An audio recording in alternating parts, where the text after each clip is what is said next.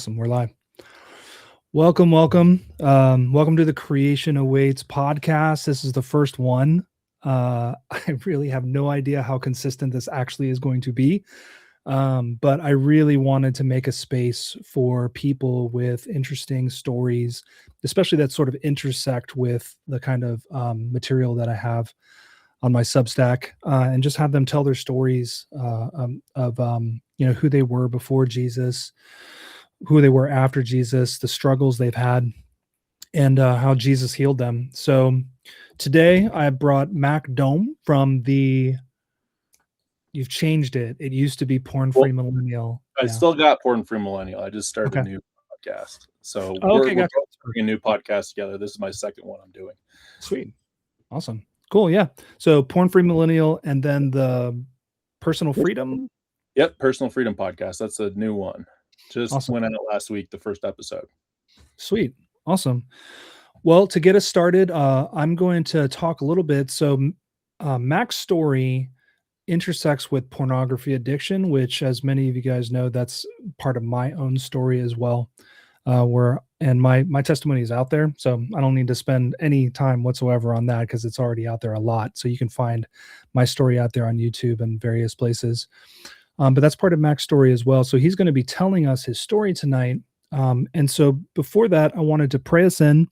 And then I was going to give everyone some statistics about pornography use in the church.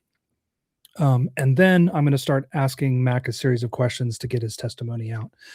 So to start, let's pray. So Heavenly Father, we come before you and your glorious throne. Father, you're sovereign and reign over all.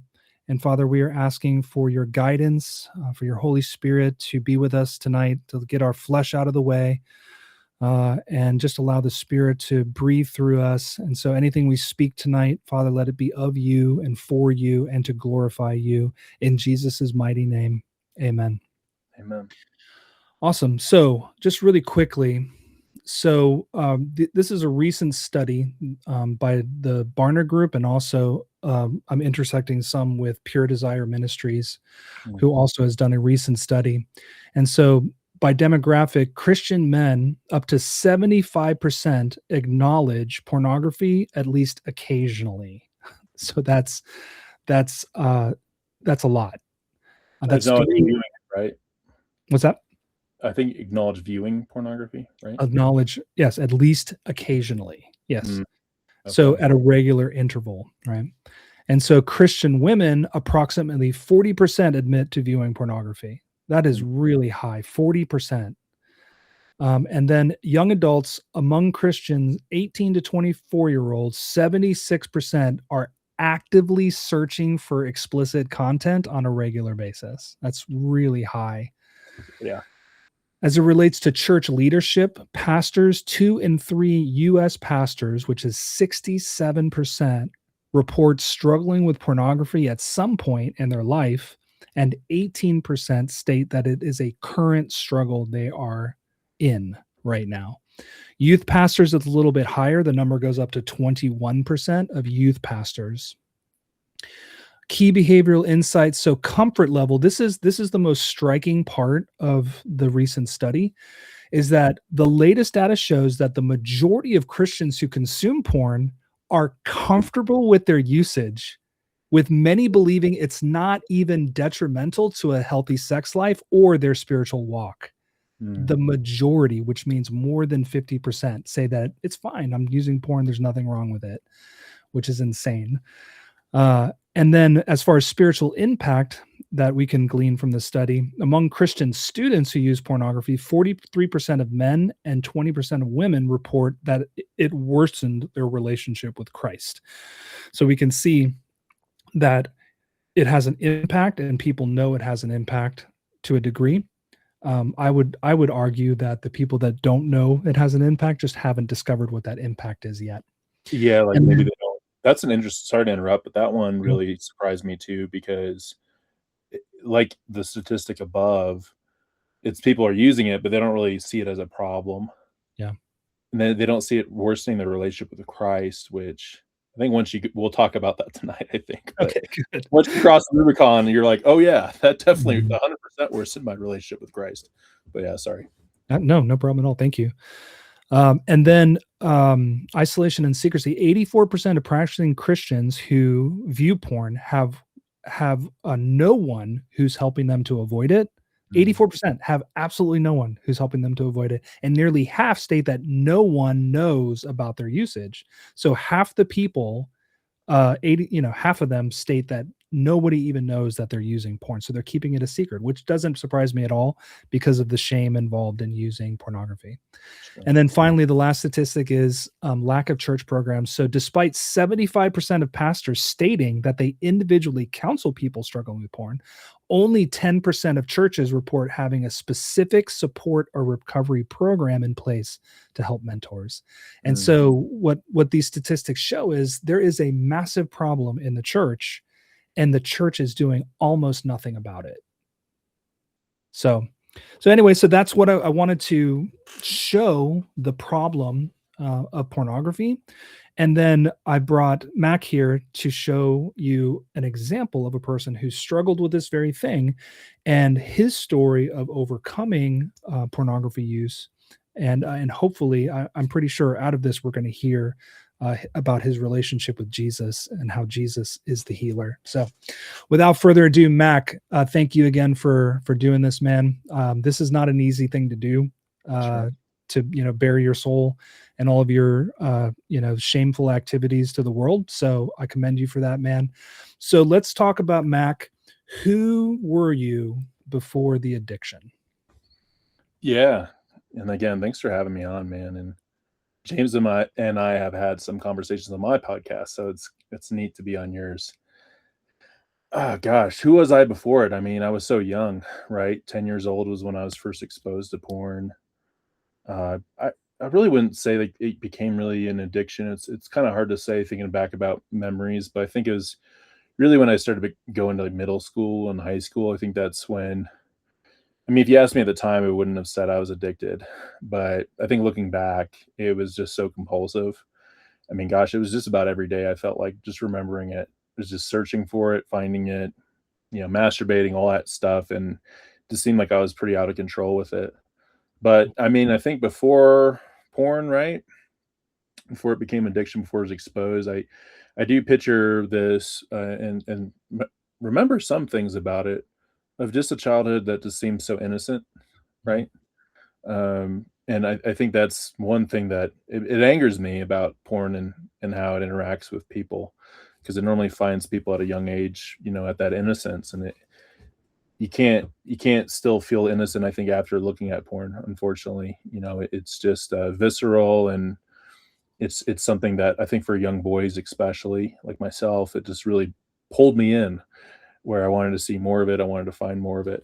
So I think when I think about that question, Mhm. who I was, I think I was more felt like one person, right? Like I felt whole to where, hey, this Mm. is Mac. And then when that happened, then it's like, hey, this is Mac outward that people interact with. This is Mac in the shadows where I'm up to some things, right? And things that I want to hide, things that I don't want to tell the truth about. So I think that's what developed. I think like a double life, double personality in a way of, hey, this is who I'm presenting, and then this is what I'm doing in the background. And then, of course, that brought a lot of shame in my life. I grew up Catholic. I went to Catholic school, kindergarten through seventh grade. Then I went to public school, eighth grade, basically through high school, and then went to state college in Colorado. So, I mean, really growing up Catholic, I just remembered in second grade. This is something that came up just recently. Gosh, it was like 2 maybe years ago. Might have been on one of our podcasts actually. Mhm. I think I told you about this last time we talked, but yeah, it was like second grade. I just felt like I think my teacher was talking about porn being a cardinal sin, and I just felt like the way it was being talked about, I just felt so much shame and like guilt, and just felt like I was going to hell Mm. in like second grade. Just really internalized it. Yeah. So I think Can that young can I Matt didn't have that shame and then I Yeah. was carrying that shame around Sure. after. So going into the Catholic thing, because I was raised Catholic too. Yeah. And so I really, as a Catholic boy, I had no idea what grace was. Um, Mm. if the teachers and the priests were talking about grace, I wasn't hearing it for some reason. I saw it as, there's people who do good things and they go to heaven, and there's people that do bad things and they go to hell. And so if you Right. do bad things, you go to hell. Is that sort of the same framework that you kind of picked up from your childhood? And Yeah. to sort of qualify that too, where were your parents and all that? Like, what were they trying to tell you? Religious. Yeah. Yeah, so I'll start off by saying I love my parents, they're phenomenal. Yep. Of Disclaimer, course. they're actually celebrating 40 years, in a month of being married, which is It's so amazing. cool. So That's I'm really amazing. proud of them.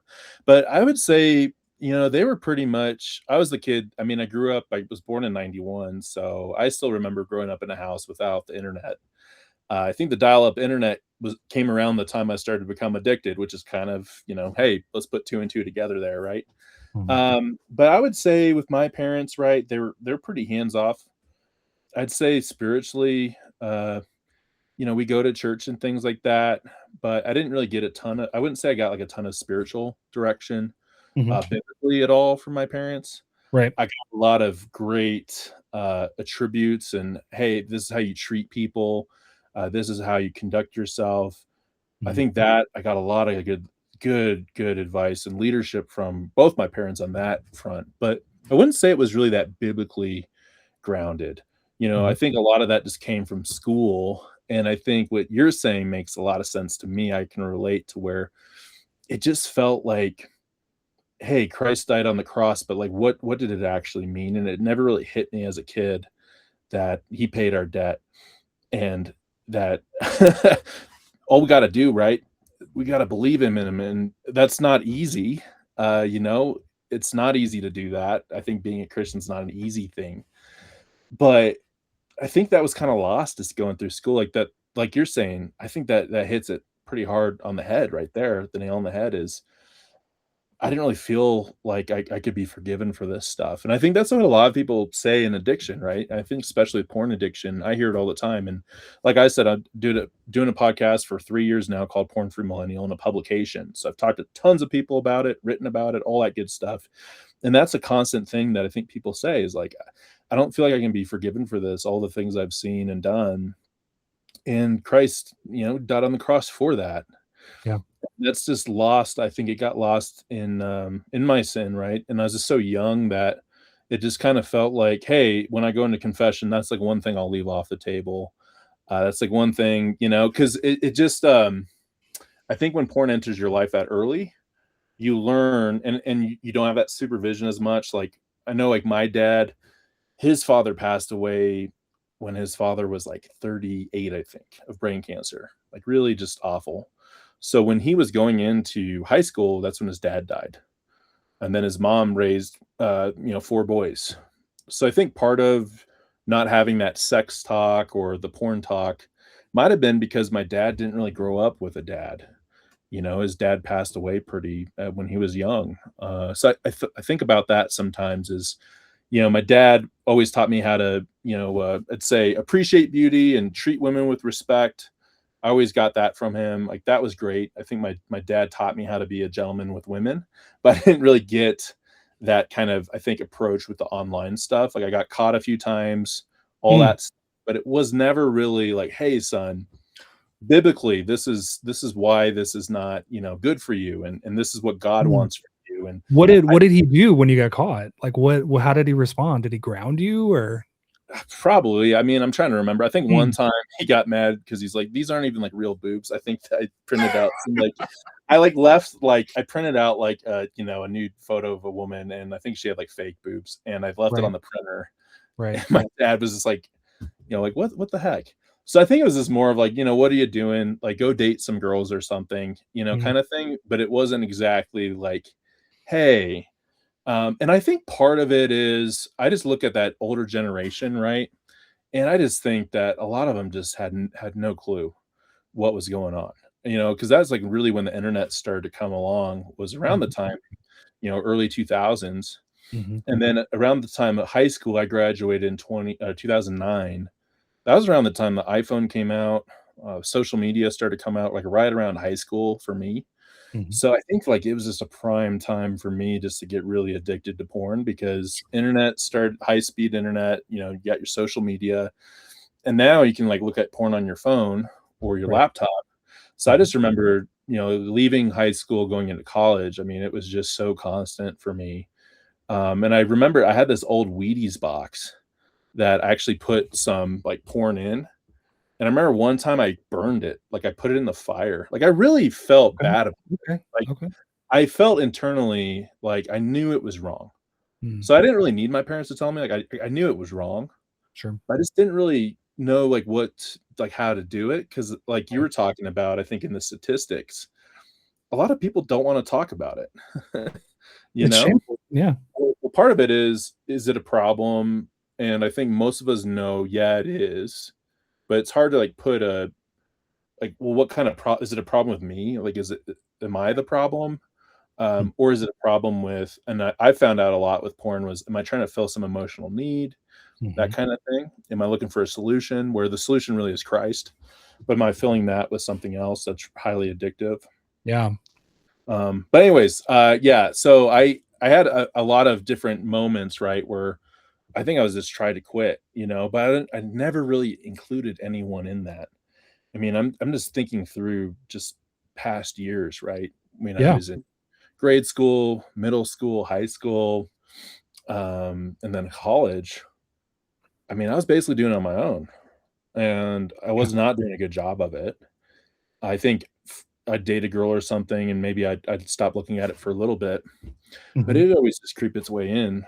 It always would creep its way in because I didn't really fully get to, like, the root cause of, like, why I was going to it, Mhm. and I didn't loop in Christ at all. I Right. actually distanced myself from Christ. So then I Mm. just felt pretty much alone on it. And then, like, a lot of people are like, "Yeah, this is what I do all the time." Like, everybody, like, friends and all that stuff. Like, people just didn't really see a big deal with it. Right. This is everybody does this. This isn't a problem. Right, right, right, and Mhm. so, I think looking back on my life and just having a different lens on it now, it was very clear that it's a deeply rooted addiction, um, and we'll talk about it later, but yeah, it Mm. definitely has some big repercussions in my life. Yeah, so transitioning there, so, you're raised Catholic, nobody was really telling you about forgiveness of Christ or grace, and, you kinda felt like you were on your own. So, when was it that this addiction, because it seems like you're saying that, the internet and then the phone, the new iPhones and stuff were coming out. You had all this access. Was that around the time that this became more of, like, a real problem for you, like, around that time? Well, I mean, at the time, I mean, it didn't really become a problem with me until I got married. Well, it was always a problem, but Right. I mean, it It, like, went into hyperspace when you well, got married? that's when there was actual, like, repercussions, right? Okay, Because I gotcha. think the first girl that I ever really, like, dated seriously was in college. And yeah, that was the first person I lost, like, my virginity to. It was a very, I'd say, more sexual relationship than anything. Yeah. And I think I remember kinda, like, starting to watch, like, porn again, time and time to that, and I don't think she really cared too much about it kinda thing. Mm. Um, but yeah, it was kinda funny, like, it's not funny, but when I think about it, it's like before every breakup I had, porn was involved. Like, I remember that with my first high school, my first crush. I Okay. wrote an article about that on Substack called "Girl Down the Street." I Mhm. mean, I was addicted to porn before I even had my first kiss with a girl in 8th grade. Wow. I Wow. mean, and it's just when you look at the statistics, right? I mean, I think people are introduced to porn before they even have their first kiss, Yeah. which I mean, that you could Which talk is about that child one for child a while. abuse, by the way. That's Yeah, that's child abuse. Yeah. yeah, Sexual and work it's with a grooming child. and all that stuff, right? And it Mhm. just happens at such a mass scale, and it's so normalized. Mhm. Uh, but yeah, I think the question though, like, I didn't really fully realize the repercussions of it, I think, until I got married. I think, I was married for 5 years. I went through a divorce a little over 3 years ago, Mhm. and I mean, it was probably about 6 to 8 months into our marriage was when I got caught, um, And yeah, it really all came to a head. Like it's like if you were using a credit card and you just forgot, you chose just to forget about the card and the balance. Like you're like, hey, I know that card's out there and that I got to pay it someday, and the balance is just accruing. There's interest. Like there's this heaping debt that's there, and I think I've always known that in my life, right? Mhm. But I just it's hard when you're younger, right? And you're like, "Hey, I'm gonna get married." That's another myth, right? You're like, "Hey, I'm gonna get married. This is gonna solve everything." And I think, and yeah, and I was like sober for, I think it was about 6 to 8 months, maybe a year, kind of in Mhm. that engagement period. Like I was just so fired up and, felt great. I was reconnecting with my faith because my ex got me back into a church, which was great, and we were doing everything pretty good, most part.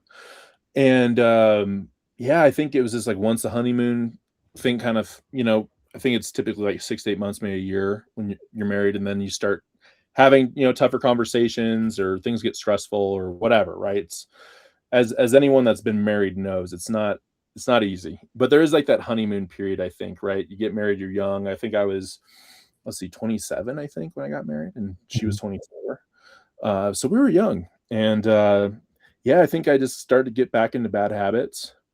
I think when you've been addicted to something for close to 20 years, it's just wired in your brain to where you'll get naturally kind of pulled to something if you're feeling a certain way.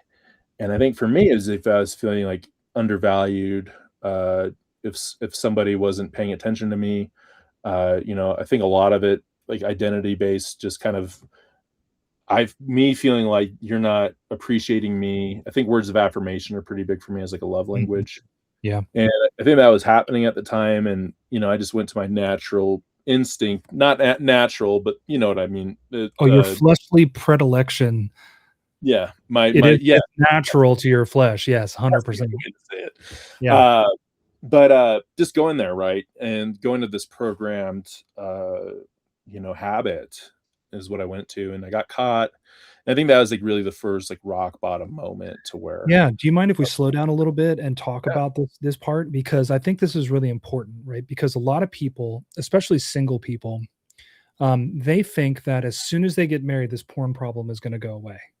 Right? And I think that you're hitting on a really, really important point that that is not true. In fact, a lot of times what happens is the porn problem gets so much worse when you get married, especially if there are marital and there will be marital issues, right? Like you were saying, everyone has a love language, and if your love language isn't being spoken to, you can start having these feelings and you start reacting in ways that are not healthy and not Christ-like, and then before you know it, you're coping with something like pornography, right?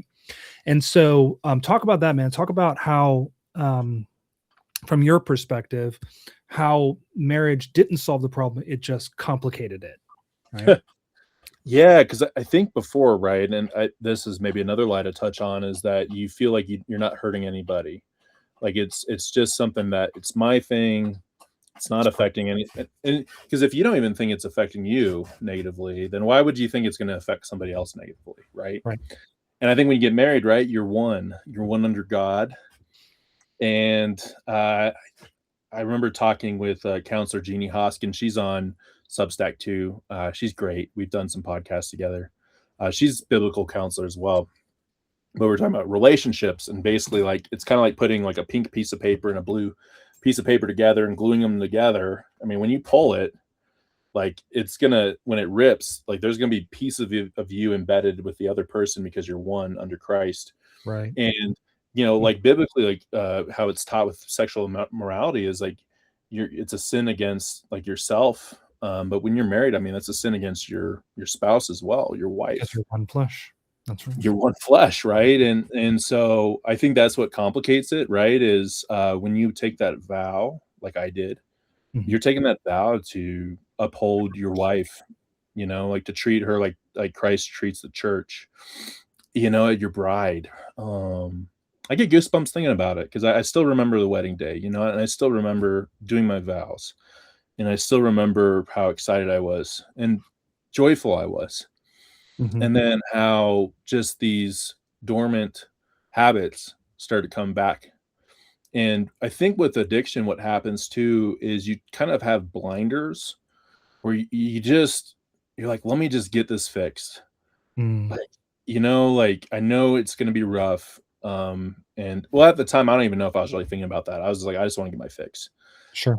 Because I think this was really the first relationship, the first person I was with that actually had a problem with porn. Okay. Yeah. And in all like the right biblical ways, biblical woman, all that, the most respect for her. I won't talk about her a lot to respect her, Of course. but really respect and love her. But yeah, she was not happy with it because Okay. it's like, hey, you're a man of God. What is this? I'm your Yeah. wife. So, two things. Like you said that she reintroduced you to the Lord and started going to church with her, right? Hmm. So, was she evangelical and you started going to an evangelical church or Protestant church Yeah, or I guess you could maybe consider Protestant, non-denominational Flatirons Church. awesome, cool. And Um, then so you're starting to did you get baptized there or no, I didn't get baptized there. I actually took myself to baptism 2 years ago at Flatirons. awesome. And yeah, that was just went there on Easter. Wasn't planning on it. So this was a year after your divorce. Yeah. Okay, gotcha. I mean, Okay, but we'll get to that. That's really when I sure. think things really have started to click in my life with Christ. Yeah. Okay, But so no, that's during fine. that time, like Yeah. you're at least probably trying to put on the persona of a godly man, right? Even if you kind of aren't, right?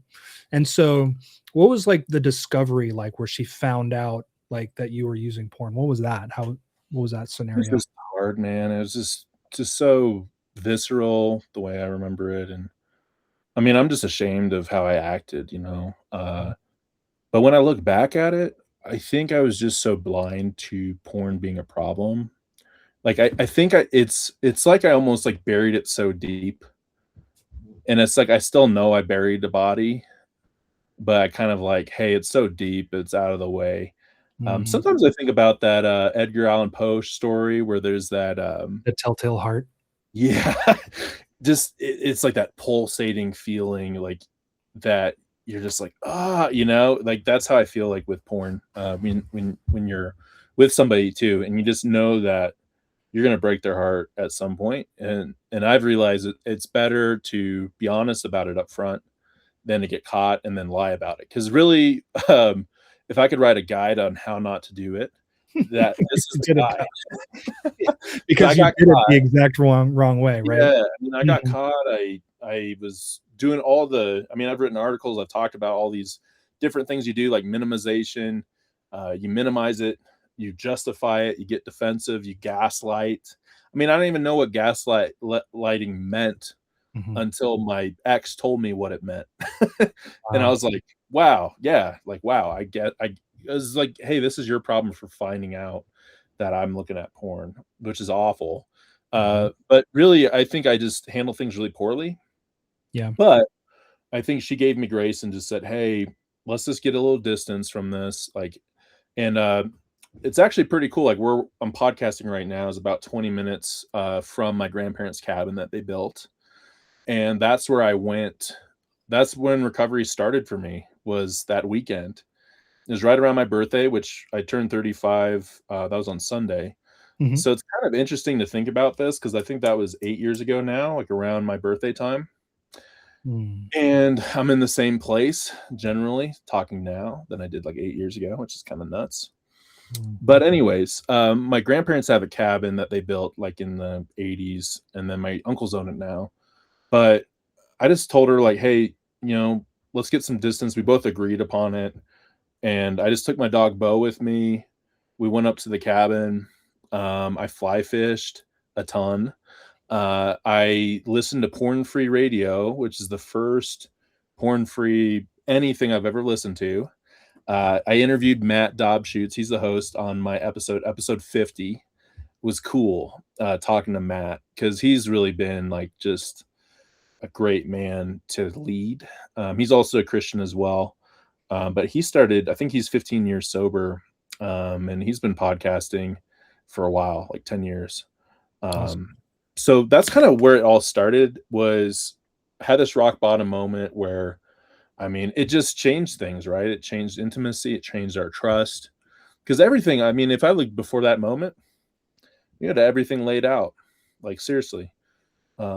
It was just so promising. Everything, like by the book, textbook, like this is gonna be a great marriage. Mm. And then this happened, right? And that's why I'm so passionate talking about this, because Yeah. it's not like my relationship with porn is really that much different than probably most people, I would assume. Like I never paid for like OnlyFans or anything like that. I've never been to a strip club in my life.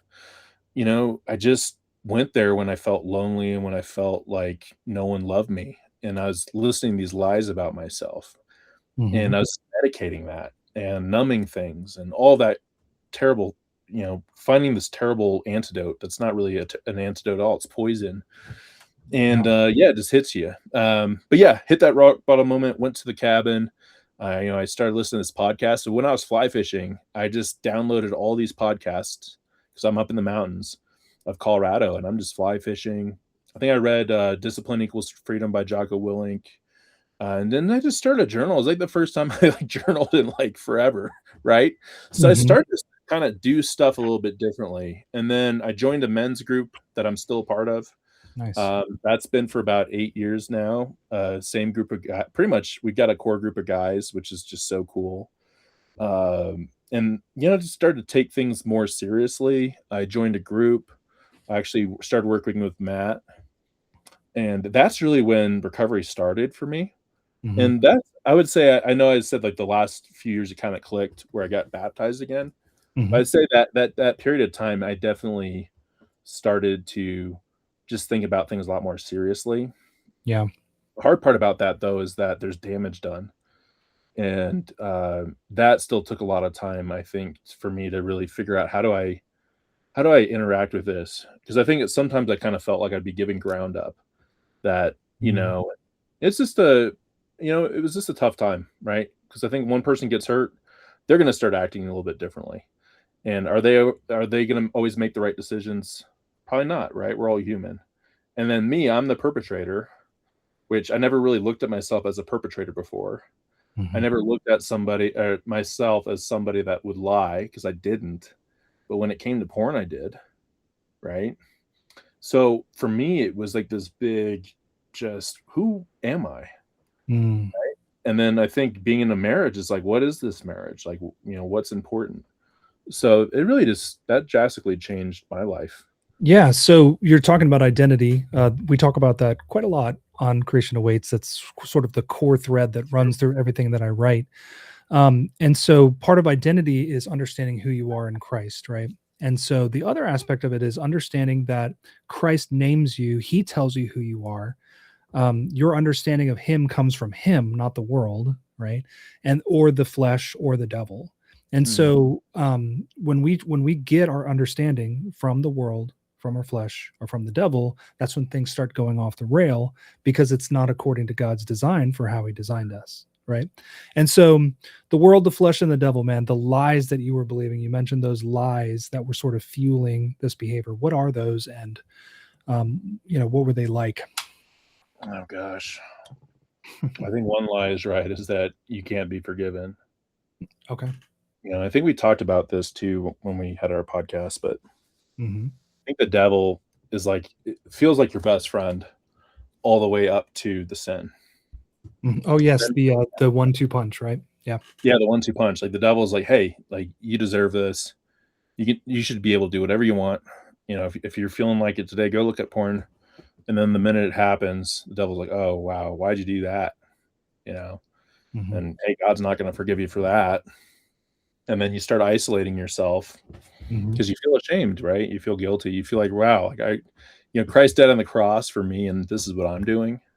I Yeah. think that is a big part of the Catholic guilt that I still probably have is just like, Christ was the man of all men. And who am I? I'm just here with my pants, on my ankles doing this in a locked bedroom. Like it makes you kind of feel pathetic, right? But I think the lies like, hey, you're pathetic. Uh, hey, you have no self control. I think a big one is that you're unlovable, or if people found out, what you were doing, they wouldn't love you anymore, or Mm. they wouldn't respect you anymore. That's an interesting one because it takes the porn to get to that lie. Yeah, for sure. Isn't that interesting? Yeah.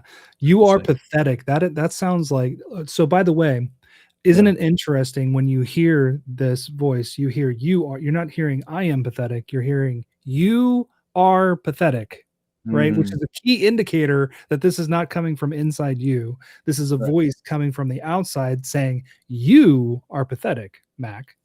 And Yeah, this is the that's a enemy. great way to say it. Yeah. Yeah, yeah, because it's like ultimately, I'm like, I'm not pathetic, but then I keep doing these things that were pathetic, or at least the lie was just like, "Hey, you are pathetic," Right. So it's a versus, feedback loop. "Hey, what you're doing is pathetic." Those are different things. I think that's the difference between shame and guilt too, right? I think Right. shame is like, you are the problem, and then Mhm. guilt's like, "Hey, that is a problem, like, that something that you just did. You should feel bad about it, Right. and then do better." Like, ask for forgiveness, repent. Right. Uh, So guilt, it's you did something wrong. Shame is there's something wrong with you. yes, Yeah. exactly. Yeah, you put Mhm. it that's a good way of putting it, and, yeah, so, there's a ton of lies. I mean, I think one of them is just that, yeah, they don't have any value. I think that was always a big one that came up with me, was Mhm. just I think having, like, that imposter syndrome, that kinda thing, not feeling like I belong. Things that I think really can fuel isolation Mhm. were a lot of the lies that I'd have. And I think isolation, I mean, you can still be isolated in a marriage, You right? can. And Absolutely. that's I think the leading cause. I read this really good book called The 8 Dates. I think it's John Gottman, I think, which he has like a PhD in this stuff. But he was saying Mhm. like the number one leading indicator or the leading factor in a divorce is living parallel lives, Yeah, and that's being isolated, I think. it is. So Mhm. yeah, a lot of lies, man. And I think a lie too, like what we just talked about as well, but like kind of like the lie is, hey, you don't have to talk about this with anybody, or hey, no one would understand. I think that's a big one too, is that you're alone. Like no one would understand if you talked about this. Mhm. Whereas I would have to argue porn might be like the most relatable Oh, kind of yeah. issue that people face, right? Sure. Like when you look at the statistics. Yeah. Or if you just look at what when you turn on the TV for 5 seconds, it's basically pornography coming through the screen, you know? I know So you it's watch like a absolutely chocolate relatable. commercial, and it's like, are you trying to seduce me or are you Yeah. trying to sell me chocolate or both? Probably It's both. crazy. Yeah, it's crazy. Yeah. But yeah, so it's really interesting, because what we're talking about here, by the way, is spiritual warfare. Okay. Mm.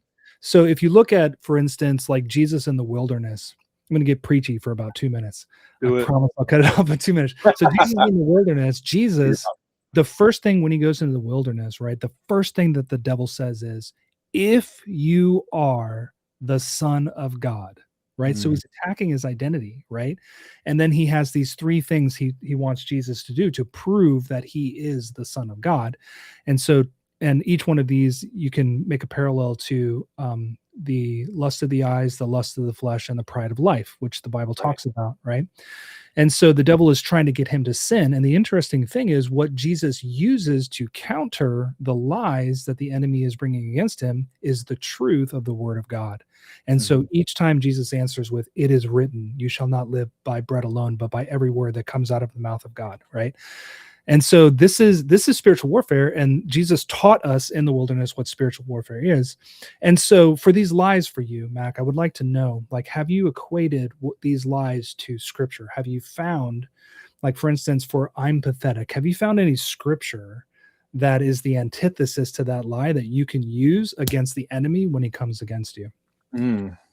Yeah, I mean, do I have one off the top of my head, like a verse? I'm not sure, but I think, I don't know, I just anytime I'm reading the Gospels, man, and you read the words that Christ says, Yeah. they just move me so much on how he's the good shepherd Yeah. and how, I want to know his name, Hmm. when he speaks to come to him. And Hmm. it's taken a lot of time, a lot of work to really get there to where I'm listening for Christ's voice, and I'm actively doing that every day and talking about it, with my close people in my life. Yeah. Uh, but I think all that God did for the Israelites, through, Abraham initially. I mean, just all of it. I think the whole story of the Bible is Yeah. is showing how much we are loved, Yeah. much that the Lord, how much good things He wants for us. And really, I think you said it great, and I keep referring to our last podcast. Everyone should go listen to it. It was Yeah. great. Sure. It There's a was lot great. of preaching there, good preaching. Yep. But I think something you said about the Bible, which was really cool, was I think He desperately wants us to be, or what's the word?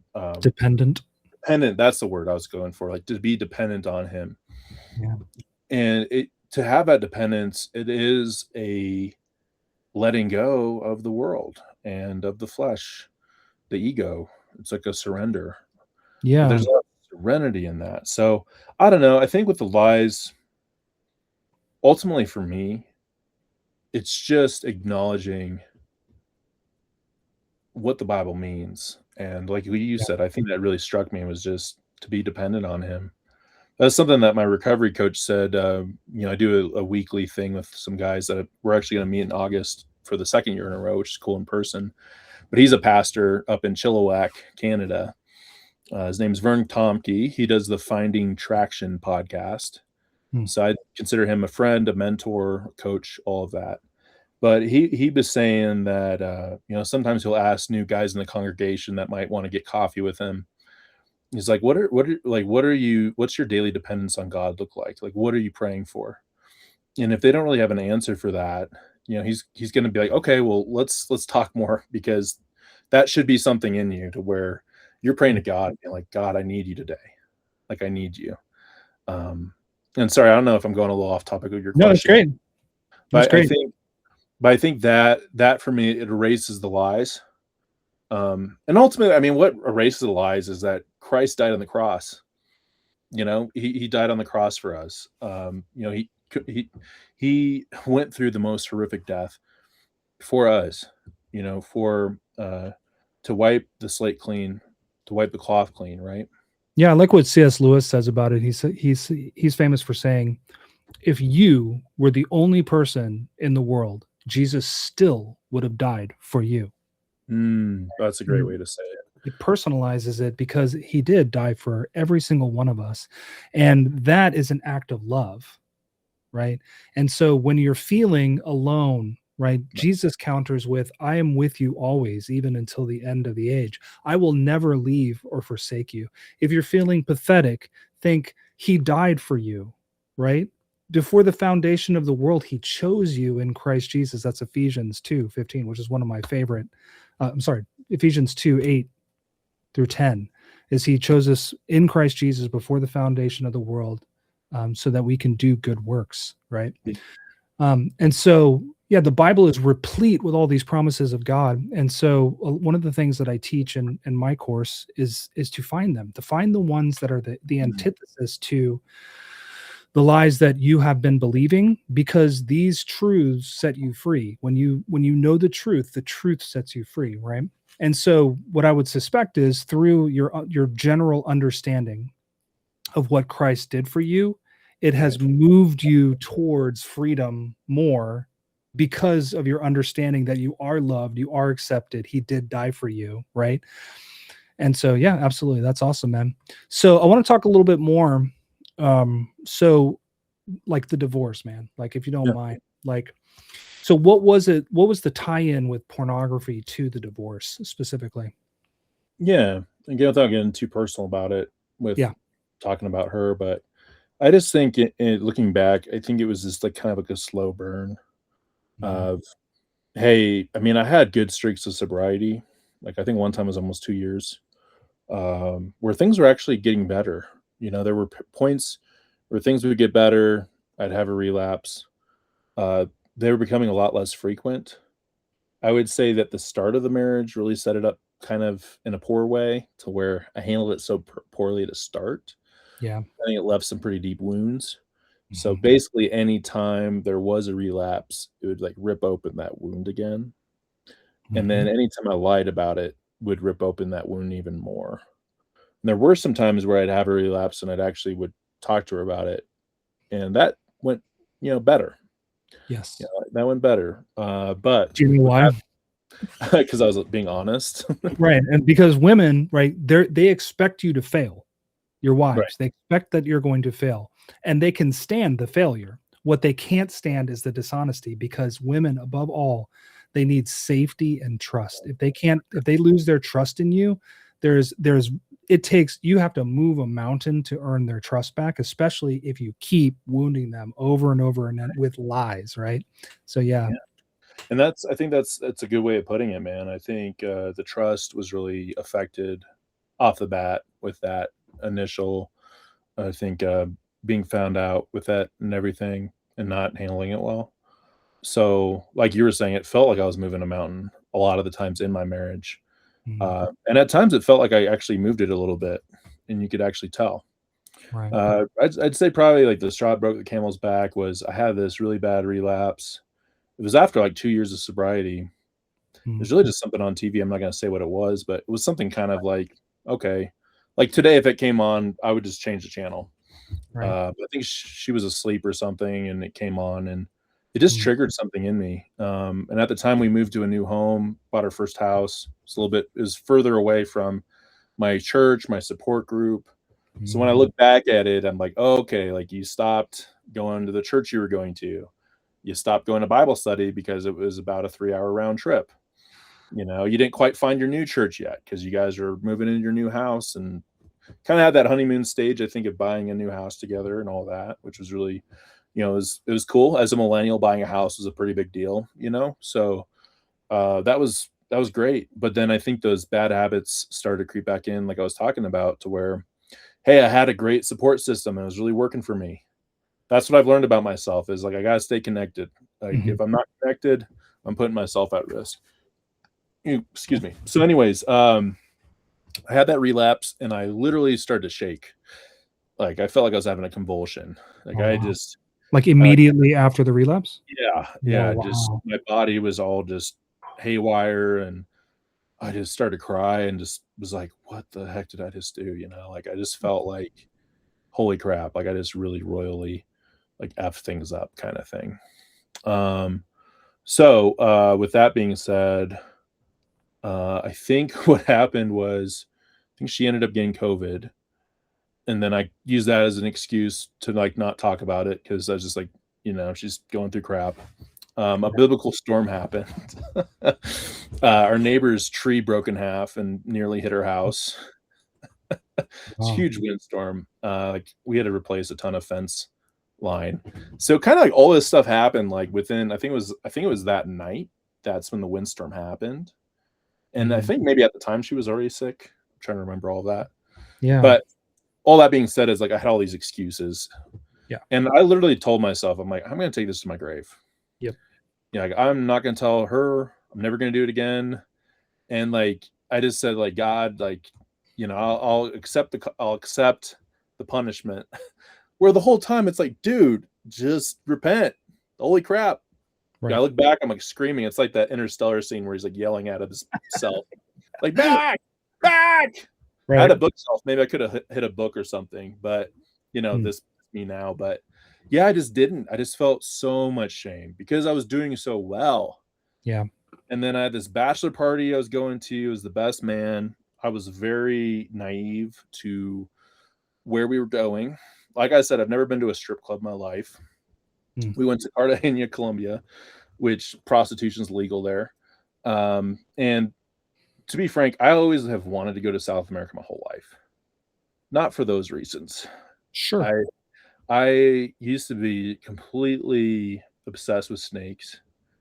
You love the Anaconda, the movie. I think I watched a million times. Okay. So me, I was like, oh, I can't wait to go to South America. It's gonna be so cool. And this was with a friend group that still good friends with and stuff, but they're just a little bit different than I'd say some of like the Catholic school guys that I'm still friends with today. Like just kind of different, you know, um, Catholic school guys. Like none of us like ever went to strip clubs or something. And if someone did, we would like castigate them and be like, "What are you doing?" Mhm. Other group, a little bit more loose with that. Sure. And this is my first time like really going on a trip with like that group. But anyways, like I didn't partake in any of that stuff down there, but I was definitely in like I was in it. Some of them came back to the place, and I was just trying to keep everyone safe. But I was still there, right? Yeah. And I should have just completely fleed from the sin, but I didn't. Mm. Um, and yeah, it was just a bad place to be. I was the only married guy there, and it Mm. just was like, hey, I'm gonna do my best. But still, like just being there in the first place is not good. And I think I realized that like right away. I was like, oh crap, you know. Mm. Yeah. Um, but yeah, made it out of there alive, didn't cheat or anything like that. But when I got back, it was just like going through and talking through all that and then talking about my relapse. It just was terrible. Like it's just like all the mountain moving I did. It just felt like it just went right back, maybe a little bit close, like like hey, I pushed it like 5 feet. Well, it went back like 10 feet. It's kind of how it felt like. So that was really hard. I think that was like the first time like the D word kind of came up. Mm-hmm. Uh, and then I started to go to therapy. Uh, so I kind of missed talking about this, but before we bought our house, I was going to a Christian therapist, and he was really helping me like a lot. We were just about to do, I think it's EMDR, Mm-hmm. which is eye movement. Right. I'm trying to remember what the whole term of it is called, but a Mm-hmm. lot of people know what it is. But it's basically like you're recircuiting like your brain through your eyeballs. Right. My And wife went through it. yeah, and I She mean, swears God, by it. I do too. It Mm. helped me so much. But the crazy thing was I was about to do that when before we moved and got our house. So I never did it. I was Ah. about to, never did it. Mm. Then, well, this is actually, I should not skip over this at all. This is actually my come to Jesus moment in my life that I'll never forget. Do it. But yeah, when I got back from this trip and everything hit like a freight train, man, like I felt for the first in my life like suicidal, like to where I was like, I don't know what to do. I kept saying like, what does it matter? Because Mm-hmm. I was just like I just felt like I did so much work, and yeah, like I had a relapse and I held it back, and yeah, like I went on this trip, but I just kind of felt like it didn't matter anymore for me. Like there was no way to salvage all the work that I did, Mm-hmm. And these are a lot of things I was telling myself, right? And I mean, the amount of stuff that my ex like put up with is like legendary. I think in a way when I look back, like she had a lot of patience, a lot of grace, all that stuff. But when I look back at it, I just was like, wow, like this is happening. Like this could happen where we could get a divorce. And for me, I think a big thing in my life, my identity was being like a husband, you know? And yeah, I struggle with porn and stuff, but I was still working to fix that and to move some mountains, right? Mm. And then this happens. And I think a big reason why it happened is I just started to drift from God. I think if I was close to God and they said, hey, we're going to go here, I think I would have picked up on some more of the warning signs. Because I just went Mm-hmm. into it like, hey, it'll be fine, and it was not. Pride. But if I was close to God, like if someone asked me that like right now, I'd be like no, like I'm not going to go there. Absolutely not.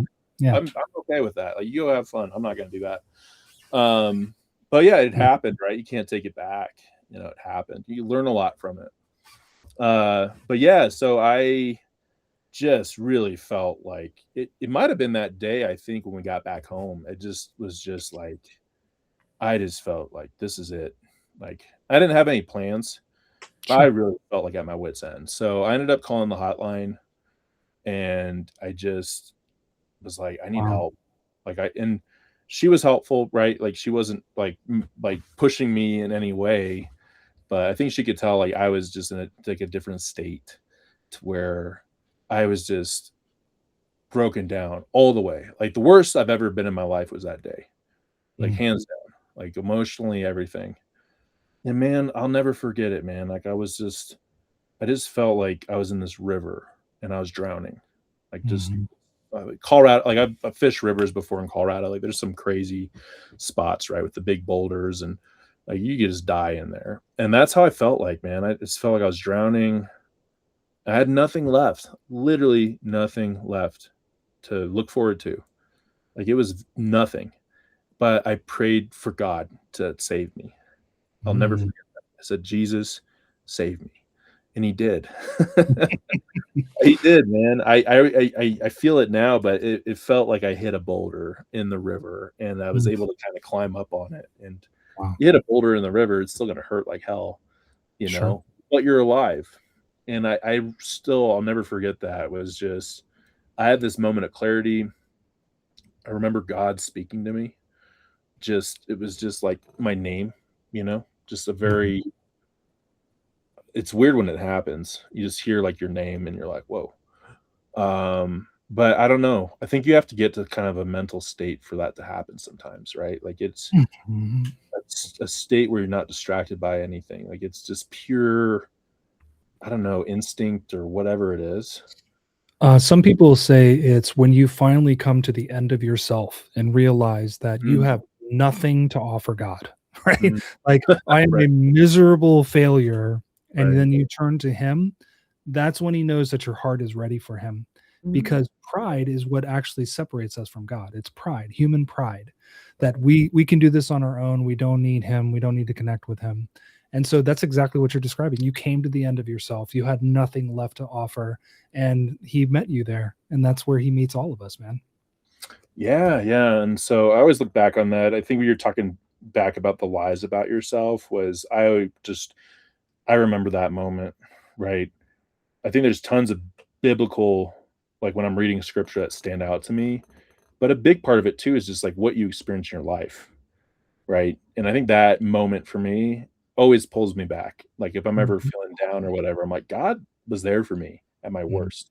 mhm, So he's gonna be there for me for the rest of my life. And mhm, I can rely upon him, right? He's gonna keep his promises for me. mhm. I call Regardless. those I Yeah. call those moments prophetic promises, Yeah. where they're moments where you can look back. It's kinda like, the Jews, the Israelites in the wilderness. Mm, Whenever God did something for them, they built something called an Ebenezer. It was a tower, like an altar basically, to commemorate what God had done for them there, so that mm, if they ever came back to that place, they could look at the altar and say, God helped us through the wilderness here, you know? And I'm telling you, every single person has these moments in their life where they can look back and they can think, this is where I really encountered God. And when you totally. do that, you can see like the stones, the stepping stones of your life as he's encountering, as you are encountering the Lord doing things in your life. You can see a trajectory forward of where he wants you to go. And I promise you, it's always closer to him every time, right? It's more deeper relationship, more time spent in the Lord, more time spent reading scripture, more, you know what I'm saying? And so, yeah, absolutely, man. Yeah, it's like that. It's at least in that period of time, it was like a flow state of like not like a great flow state to be in, but like you said, you're not like thinking about anything else, Yeah. but God's there. And what a feeling that is. I mean, it's life changing. So basically with all that being said, right? So got help. I got connected with this Christian therapist where I was at. Really cool. He actually owns his own dojo. Um, and helps inner city kids. Hmm. And he said, "Hey, part of your therapy is coming to learn. What is it? It's like this chain punching technique. I'm trying to remember the actual form of martial arts it was. Gosh, Wing Chun, I think it was. Okay. But so he'd say, "Hey, this is your part of your therapy. Like you don't have to pay for it. So just come to class." So it was just really cool. He's in a Christian metal band, kind of an unconventional dude, which I love. I mean, I'm an unconventional guy myself, and Me so too. I think we tried to do couples therapy. I didn't quite work the way I thought it would, but I Mm, stuck with him because I think he really spoke to me in such a way that was relatable. But he challenged me. I mean, he stuck my feet to the fire a lot, and mm, it helped. Like it kind of felt like what I was getting initially when I was before I moved. Like I was getting that kind of feedback from a man ahead of me, like a mentor almost, and what I was getting from Matt Dobschutz when I was doing the coaching. That kind of stuff. You need someone like that in your life. You need somebody a little ahead of you that's going to push you a little bit. That's going to challenge you. And then also with this guy, I mean, he went to Colorado Christian College. He knew the Bible, so he was teaching me about how to be a good Christian man as well. And I think teaching me and having therapy and doing these EMDR treatments through a biblical lens, I mean, that started to change my life. And the way he was talking about this therapy is like, you're going to have these repressed memories that are going to start just like, it's going to be like a domino. And once we find like what that big domino is, like that's going to knock all the other dominoes over. And yeah, for me, it was, when I was starting to get addicted to porn, that's when my dad was having some struggles with alcohol. And he was never abusive physically, but my dad was my light bringer. And that's something that my therapist taught me about was this is someone that you held in like the highest esteem. And the minute you see them in a different state, can you hear my dog in the background, by the way? Any panting? Okay, good. I got an old dog. Sometimes he does that. But anyways, my dad was my light bringer, right? And I saw him in this state where he would just kind of be checked out. I think he was just going through a lot of stuff. And that was just his way, I think. Like porn was my thing. I think alcohol was his, to where he would check out. And to have someone that was so involved in your life, like he was like my basketball coach. Like he played college basketball. I wanted to play college basketball. Like he was just so involved and like such a good man, still is a good man, always has been a good man. And my mom too, just great people. But I think when someone's like that involved in your life and you just look up to him so much and you're starting to, hey, I'm going into high school. Like I'm ready to play basketball. Like I'm feeling good. And a lot of those moments just felt like he was a little bit distant.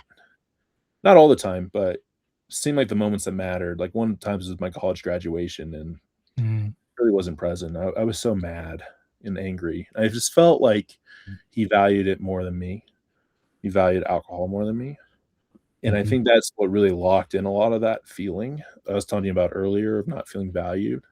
Yeah. I mean, because when I was in high school, I moved into the basement, and that was like the porn kingdom, because I'd walk in, and if he was drunk, I'd be like, all right, well, I'm just gonna go downstairs, turn on the computer, and go. Like that was every time.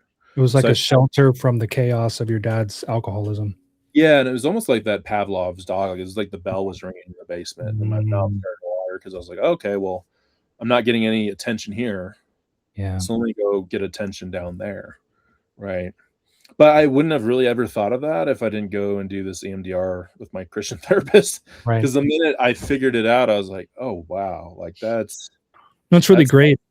He did a good service for you. Like, so this is one of the things that I teach in my Victory in Christ course is that, as we live in a fallen world, and because we do, every once in a while something falls on us and hurts us and wounds us in deep ways, and things that, for somebody else who might be listening to your story, they would hear what you went through and they're like, big deal, his dad was a drunk, but they're equating their own life and experience to your story, right? To you in that moment, in that time, with all the other aspects of your life in place, it was deeply wounding for you, and it was forming you to use this practice of coping with porn, right?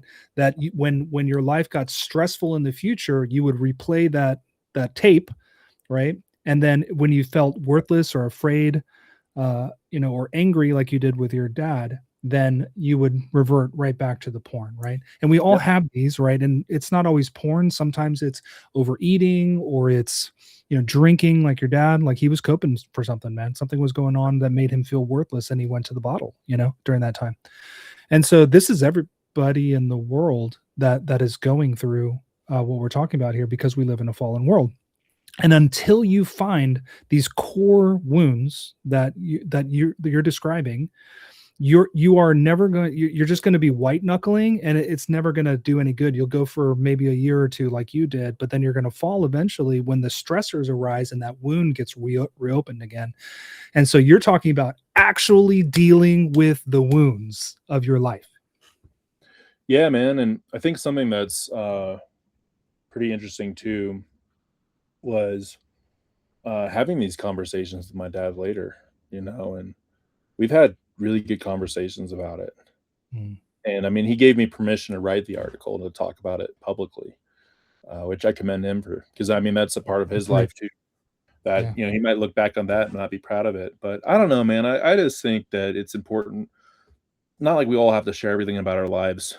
I think that's the interesting thing about this whole porn free millennial thing is it's like I'm putting a microscope on my life, and I'm just trying to hopefully show that a little bit to people just to say, hey, I'm not anyone special. This you can get into a really bad spot. You can also get yourself out of a really bad spot.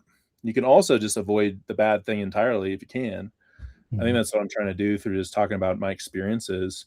And like you said, I think like dealing with the actual pain, like dealing with, I think that the Gabor Mate is a really well known, I think psychologist therapist, but he said, it's not why the trauma, it's why the pain. Right. Like the pain is what I think is there. The pain is like the fuel, I think, Mhm. for the addiction. Like Yeah. if we can address the pain, right? If we can get healed, which who's the ultimate healer? Jesus is the Yes. ultimate healer in our life, right? So Yeah. if I can seek Jesus and I can seek healing through Jesus, then I mean the pull of the addiction goes away because I don't have the pain. Because Right. then you just look at porn as such a different light too. We're like, I don't really have any pain that I'm trying to medicate. So like, why would I want to go do that? It's Right. not as attractive anymore because you're just like, well, I don't really have any fuel to go look at porn. Right. It's like you don't take aspirin when you don't have a headache because you don't need aspirin anymore. Right. Yeah. And then you find out, right, that some of these drugs can really cause some severe health issues if you take too much of them. Mhm. And like, I don't even know, like, not talking about aspirin or that too much, but I don't even really remember it's been a really long time since I've even taken pain medication. Like, I used to take it all the time Hmm. when I was in high school and college because I had 2 knee surgeries. Oh, wow. But I just kind of learned over time, it's like, okay, we'll just eat better, get good sleep. And I mean, typically that will help. It's not going to solve everything, but it's just like natural things. Yeah. Um, but yeah, I guess anyways, like just I think through the therapy, right? That's where I really started to be like, oh, like that's a big root there that I need to address, right? Like I need to address like that root right there. And I did. And that was really healing for me, I think. Uh, and the interesting thing was I did kind of some of that work already without even knowing it Hmm. because when my dad and I went, I think it was in 2018, I got married in 2017, but the year after I shot my first elk and I had a conversation, like a heart to heart with my dad that trip. And I just said, hey, because I think we had one night where like my ATV wasn't working right and he was, not sober and he just wasn't helpful. And there was like a big blizzard and we were going to go see my uncle down the mountain, like kind of drive down to his RV and hang out with him. And I just didn't feel like really that safe. I was like, okay, like I'm just gonna keep an eye on dad and we're gonna get down there. And I think the next day I just had a talk with him and just said, hey, like I love you, but if you drink like this and we go hunting, I don't feel like it's safe, like and also your health is not good. So I want to hunt with you till you're like 90. And if you keep drinking like this, like I don't know if that's gonna happen. And I just remember I came at it from a place of love. Like I definitely had like a lot of anger. But Hmm. I think the hunting really broke down those walls because my dad and I do that every year in Colorado. We go elk hunting. It's like a Hmm. big tradition. Yeah. But after that trip, he stopped drinking. Just Awesome. you didn't go to group. You just stopped. I Just love pretty. that, man. And I wrote about. I was trying to while you're talking. I was trying to find a link because I had an article that was a pretty cool one that I wrote about it. But Yeah. anyways, yeah, I think that's an important thing, right? To stay on topic with all this is it's doing the work. I think to figure out like what is that root pain that's like pushing you there? Because I think a lot of people, another lie is that porn's just a sexual thing. Hey, I'm a guy. I need to fill my needs. I roll my eyes sometimes where guys are like, well, if there was no porn, then like, men would just be running around like crazy doing crazy things. I'm like, if you like have that little of self-control or value in your life, like, yeah, maybe. Yeah. But it's What they not like don't understand is that the porn itself is giving them the sex drive that yeah. makes them feel like they can't stop. Yeah. Uh-huh. Yeah, and I mean, I just got done my last episode was with, an anti-trafficking, one of the, organizations that works in Colorado that I'm starting to partner with. Sweet. Met them through church. They're called Refined. I mean, they're just talking about how if they said, like, if there was no porn, there'd be no trafficking. It just fuels the demand. I mean, when you're watching this stuff and you have that proclivity and you keep feeding it, you're going to eventually want more stuff.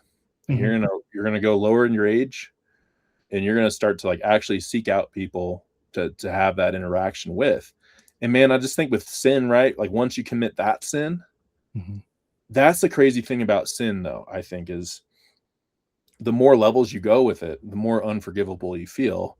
So then you kind of keep going. Yeah. And that's how you feel like with porn too, right? Is like initially it's like, I mean, my first experience was like watching a movie Mm-hmm. and doing this, right? That was like the first time I saw nudity was like, yeah, I'm Yeah. not watching, right? And then I mean, the first time with porn was at my friend's house, like in his dad's office. But like when I compare like what I looked at then to some other things I was exposed to, and again, I never went that far down that rabbit hole, thank God. You know, like I still had that in me where I'm like, there's some things I'll never look at, you know, Yeah. if it comes to children or any of that stuff. But I mean, gosh, you don't know sometimes the things you come across online. Yeah. And what I learned, you know, with talking to, you know, the anti-sex trafficking organization and working with them, I mean, and I wrote an article about this too, about reading this book called Takedown by Lila McElwaite. I mean, she did a lot of work with exposing that Pornhub. Like, you don't even have, they didn't even require people to say what age they were or if that there was consent. Because the one thing about like the porn industry, like the old school porn industry, like making videos and all that stuff, again, not good, but they were a little bit more professional on, you Mm-hmm. know, you had to sign certain things, you know, there was certain like legal documents, but like once Pornhub came around and all these different sites, it was more user generated. So like all that stuff with the internet, it was like the Wild West for a while. And there was some new legislation passed. There's some lawsuits that came about a little after 2020 that I think put some better ground rules there. And Pornhub had to remove a lot of their stuff because of these lawsuits, because a lot of the content was not consensual, right? Mm-hmm. And underage, things like that. Mm-hmm. So like when you're on these sites, like you have no clue if you're watching somebody like getting raped. Yeah. Like you have no clue, right? And I think That's true. also the searches that people do, I mean, like incest, choking, you know, a lot of violent stuff. Much So of what you find on the internet is it comes from human trafficking. And yeah, so, talking about consent, like these are human trafficked slaves that are doing sex work, and you're getting gratification from it. yeah, right. So I think that's where, you know, we can get stuck in that shame. And if anyone's watching this that has watched porn recently, like I'm not putting shame on you. Like repent. Sure. Yeah, The victory is ours with Christ, right? that's right. You will be forgiven. Uh, but don't let it hold you down. But also come to terms with it and be like, yeah, like that's not right. Like I, Correct. I shouldn't be doing that. And as a Christian too, like these are children of God, every one of them. Yeah. Every single person's a children or is a child of God, right? And I think with that lens, and I think with therapy and all of that, that really started to help me. And maybe that's kind of circling back to like the divorce. I know I kind of did a long story there, Yeah. but I think you know, started to go to therapy, started to go to church, started to go to Bible study in my new city. And I think things, at least on my end, started to get better. Not on the other end. I think that whole trip and all of that, I think that could have sealed the deal just with, you know, how she was feeling about things. And Mm. then yeah, it was eventually like I just think it kind of just kept getting worse and worse. I just think our intimacy and just the relationship in general just felt like it wasn't getting better. And then I think it was basically right before our 5th year anniversary, I think the conversation just really kind of came to a head and we agreed that it was going to happen. Mm. Because I mean, I'll be honest, like I felt like I was kind of in a prison myself. Like I just, it sucked, man. Like you're in your house, you know, got deer in my yard. I love to hunt. You know, just I had my own garden, you know, a nice yard. Could see the mountains. Beautiful, you know, beautiful. And I had a wife, all this stuff, right? But I still felt like kind of like a prisoner in my own home. I just felt like I couldn't do anything right. Just felt like whatever I did, it just wasn't working. And you just kind of come to the sense of like, well, I've got to at least do what I can, you know, for my own sake and my relationship with Christ. You can't ever force somebody to, you know, go that way with you. not like she was like going away, but it's just we were just on a different path. And yeah, in a way, it felt like relief. I think when we agreed upon it. I think as a Christian, it still just feels like wrong, right, that it happened.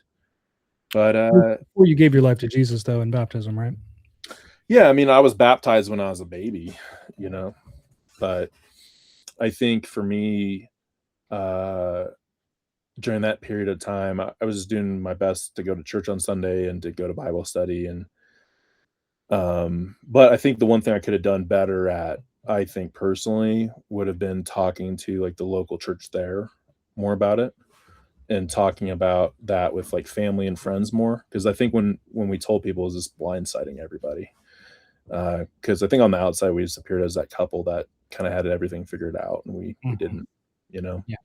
So I think that looking back on that, you know, that's just something I was like, oh, man, I wish I would have had enough wherewithal there to do that, but you know, it's just kind of just felt like, yeah, like this is going to be something that like she's not going to change her mind on, so let's just go ahead and do it.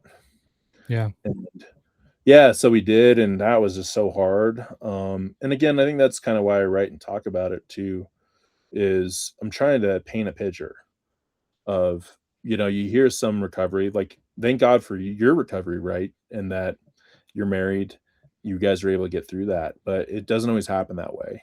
That's right. And I'm kind of on the other side of that, to where I'm that guy that actually went through a divorce, and I'm still fighting the good fight, right? Like I didn't let that get me down. I did slide a bit through that period of time, just because I just was in a bad spot, you know. Like I was going to church and stuff, but I think I did have a period of time like when it was kind of the time when it was like, I think it was a month or two before the paper signed. I think that was just so rough for me. It just sucked because I think we separated for a couple of months. I was at my parents' house. That totally felt emasculating. Mm. To go back to my basement, my parents' house. Really, that's where my porn addiction really was fueled, Wow. was in my basement. Mm. And that's kind of where it reared its head for a little bit to me too, which is interesting to think about. Yeah. So But you're yeah, saying man. after the divorce that you started having the habit again in the Yeah, it was basement? kind of like it was like kind of like right before the divorce happened, Mm-hmm. and then a little bit after it. Yeah. But then I reconnected with Vern because he was helping me out a little bit before, and then I said, "Hey, like I really need your help," you know. So we started to do one-on-one coaching. That's when I got my first accountability software. Um, well, actually, that was like in February of 2023. The divorce happened in March, so I think I got back into like actually doing Mm. recovery with somebody because I took a little bit of a break. Um, that was like in February, and that's when my little brother and I became accountability partners. It was in February 2023, That's a cool. month before my papers finalized. Mm. Yeah, we've been accountability partners ever since. Uh, love my little brother. Yeah, he's my best friend. He's actually an addiction counselor himself. That's Uh, awesome.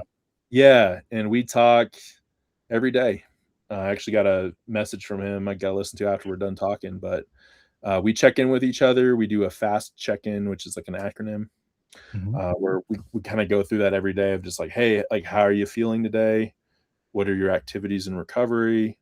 And then S is like sobriety, where you at? T is threats to sobriety, and then the last T is tools. It's like, what tools are you using? So we Mm-hmm. do that every day, and then we respond to each other. But I think that's when like I started to work with Vern again, uh, and then my little brother. We started to do our daily accountability with each other. And then in May, I started my Porn Free Millennial podcast, and my so really when you think about it, like I wasn't even that sober that long. But I was in recovery for a bit, right? Yeah.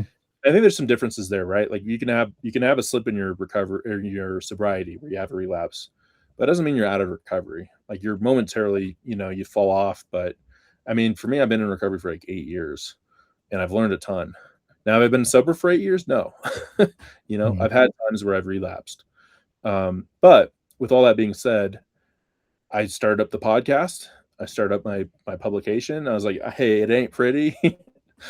It ain't pretty at all, but I need an outlet to just talk about this stuff. And I think Yeah. for me, a lot of it was driven by just my love for my little brother. And you know, he's I think just celebrated his 6th year married.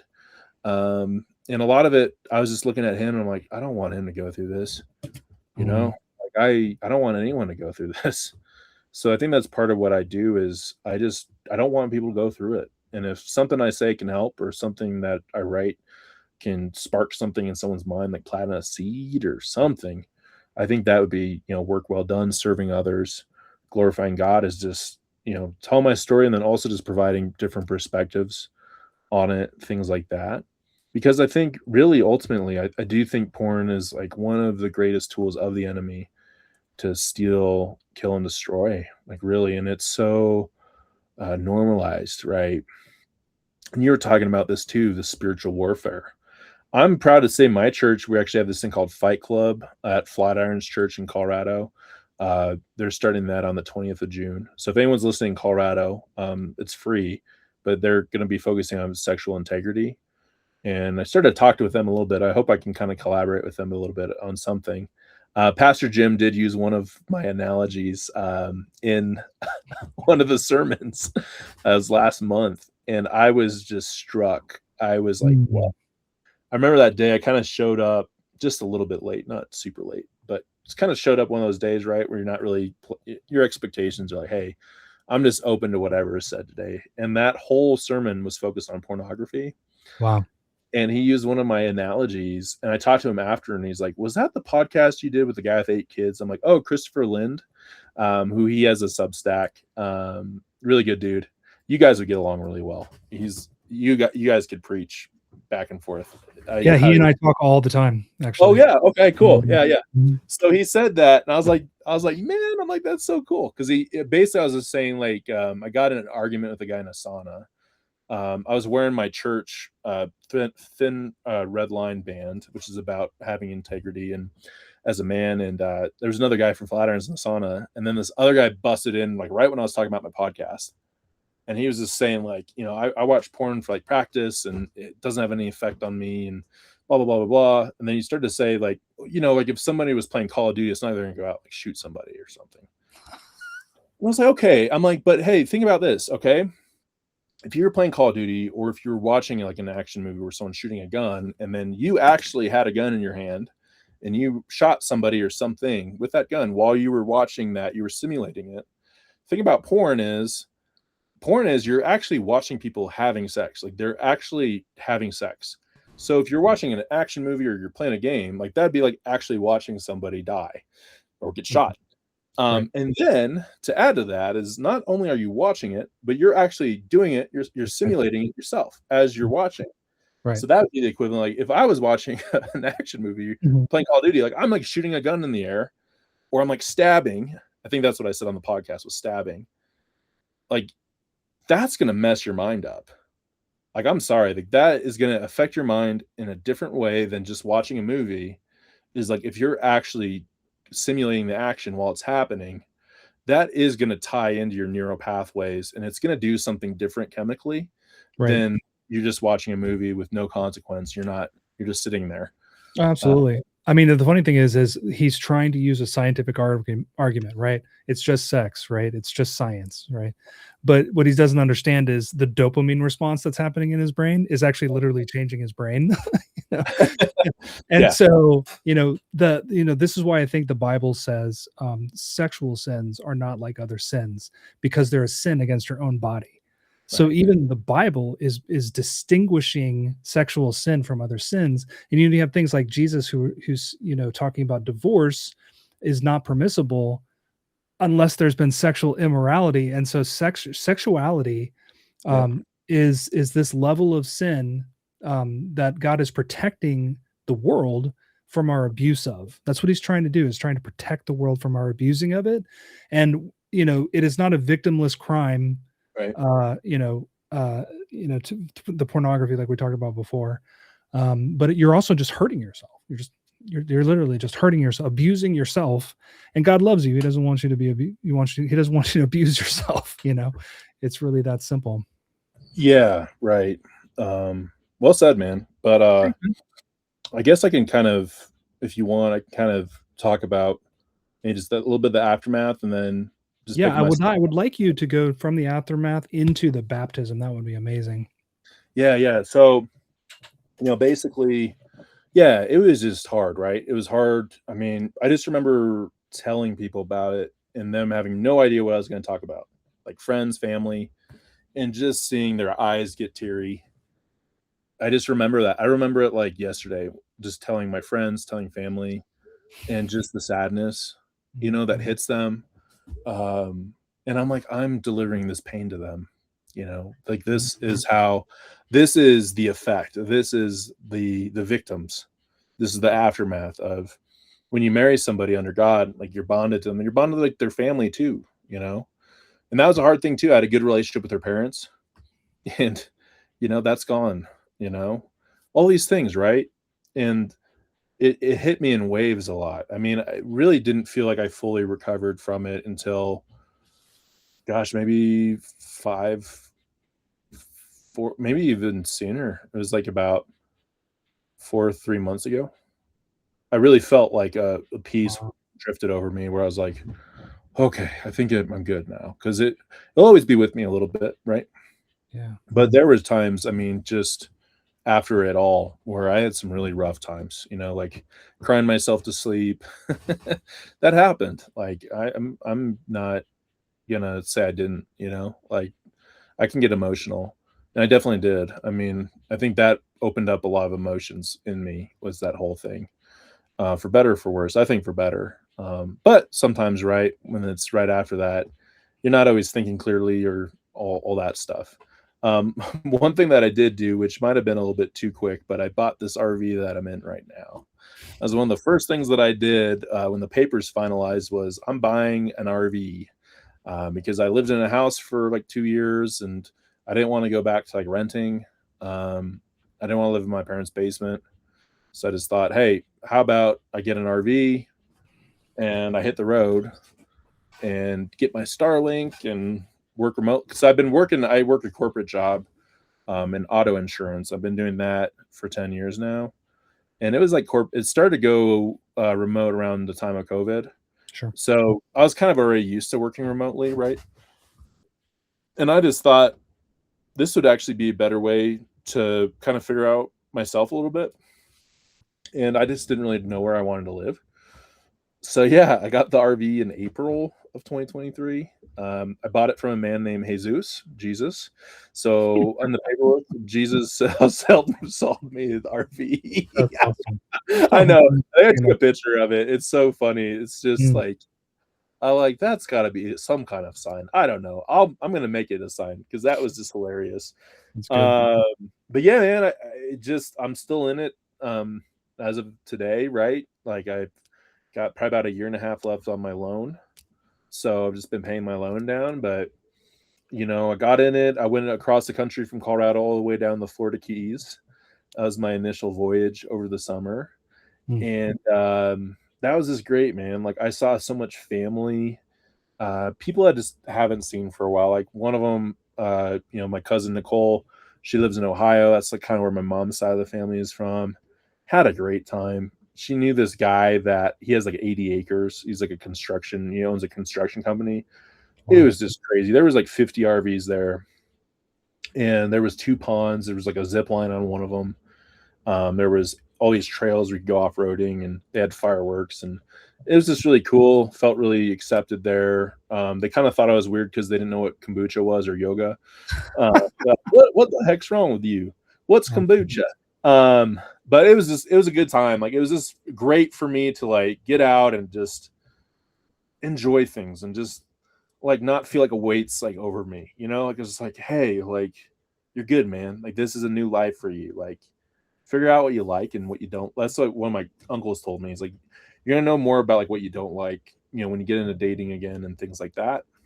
And of course, got a lot of good advice about just getting close with Christ and everything.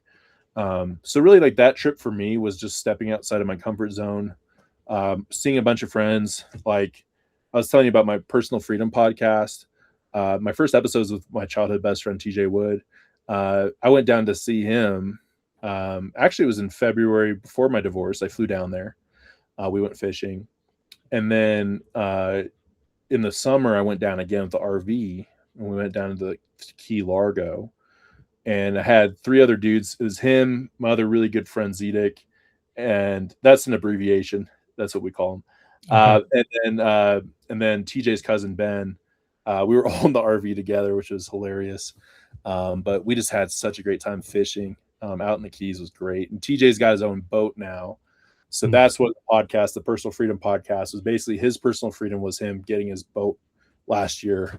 And now I'm actually going to fly out there next week and we're going to go fishing again. To the Keys? What's that? To the Keys? No, he lives kind of close to like Pompano Beach, Okay. that kind of area. So he has a condo and we just go out and we fish from that. Sweet. You're in my neck of the woods, man. Oh yeah? Yeah. Hey man. Florida, the Keys. I've been there. It's a beautiful place. Yeah, man. Well, maybe we'll see if you're open next Saturday or something. Maybe you can come Definitely not. But I appreciate the offer. Yeah. Yeah.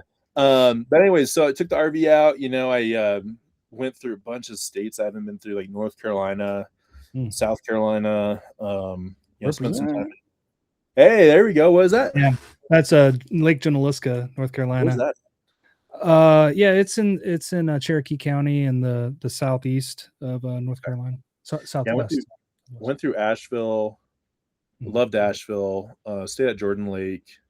Went by Chapel Hill because I'm a big North Carolina Tar. Like I'm a big MJ fan. Like I love Michael Jordan. Sure. So I went through there. That was just so cool. So I mean, the RV life, I think it really allowed me to just see a bunch of things, meet up with family I haven't seen forever. Like my cousin Sam, I hadn't seen him since my wedding. He's a year older than me. He was in Tampa. I saw him on the way. We spent like a few days together, just caught up. It was super cool. He actually gave me this knife here. So I'll show you guys this. Cool. My goodness. Yeah, it's the Crocodile Dundee moment where you say, that's a knife. That's a knife. But it's really cool. It's actually my dad's awesome. He just said, hey, why don't you bring Sam some of these paintings that he left in, because he moved from Denver to Florida. And one of the paintings was he had a bulldog that passed away. And he didn't have the painting, so I brought it with me on this voyage. And he was so appreciative that he sent me this knife that was at his apartment that I think was made by, it was like some Arabic family that's been making them for like generations. Cool. That he got in Denver. So this is a cool thing, right? So it's just adventures. I mean, one of my best friends that was like my first best friend, like lives in Tennessee with his wife and kid, spent some time with them. It was just awesome. Hit up a bunch of live music scenes, which I just love just to get out and like, I'm a big people person. So for me, it was just cool just to be around people and to dance and just to like have fun and to have fun, like not in a way where I was like just sleeping around and stuff. Really, it was just like having fun with just like talking to people and, what's your story? And here's my story. And it was just really healing for me. Yeah. I wouldn't say I necessarily was like reading the Bible every day and stuff. Sure. I was experiencing God, I think, through people and through nature and just really getting out there. And then, I got back and then, I just started, remember talking to my brother and I was like, I think I should like, maybe, I don't know, get on the dating apps or something, like maybe go on a few dates. And he's like, are you sure? Like, it might be too soon, and it was my third date. I started to date this girl who was my ex-girlfriend.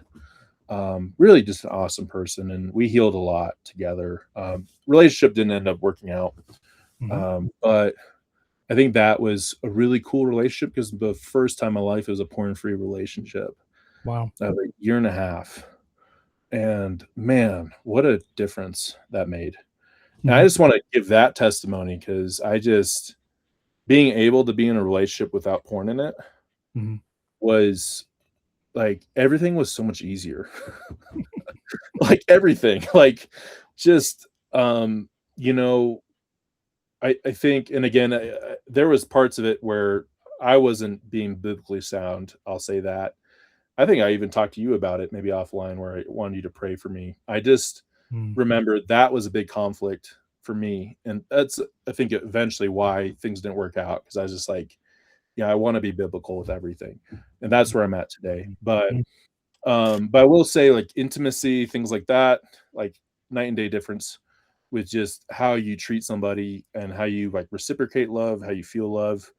It was in a way just to experience it, right? Was just so different for me. I was just like, whoa, like this is crazy. And I think a big part of it was because I wasn't, living this double life. Like I was good with my sobriety. I think the trip helped me out with that a lot because I think one thing with sobriety, man, is you got to be able to be by yourself. Like you got to Mhm. be able to enjoy. Like right now, I'm by myself in the mountains. It's the difference between solitude and isolation. Is solitude's like taking that alone time and enjoying it, Mhm. doing something active. Like for me, it's getting outside and going fishing. Like after this, probably get some lines in, but just doing something active. I think I learned like through that relationship is like, yeah, like when I'm not having that double life where I'm telling the truth, when I'm completely like locked in and focused on that person and like that is so much different from when you're just living this life that you're just constantly like have like a weight on your shoulders, Yeah. and you're holding stuff in from the other person. Mhm. And that's just never, I don't think that's ever really going to lead to anything fulfilling. Sure. I mean, not to mention the fact that, like we talked about before, women are looking for trust and security. And so the thing about our wives when we're using pornography is they are they are aware that something is going on. They just don't know the details, right? Yeah, right. They are very intuitive. And so they will have this insecurity the whole time, right? And so they'll question you when you're asking them just normal questions or like saying normal statements like I did this. They'd be like, what do you mean by that? Because they're just insecure because they feel like something's wrong.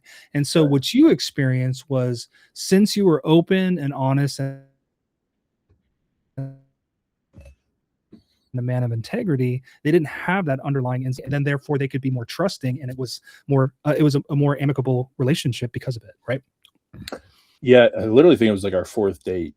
And the question came up is like, hey, like why'd you get divorced? And I was Mm, just like, well, let me tell you. mm, And then at the end, I'm like, yeah, I've got a podcast. I do coaching.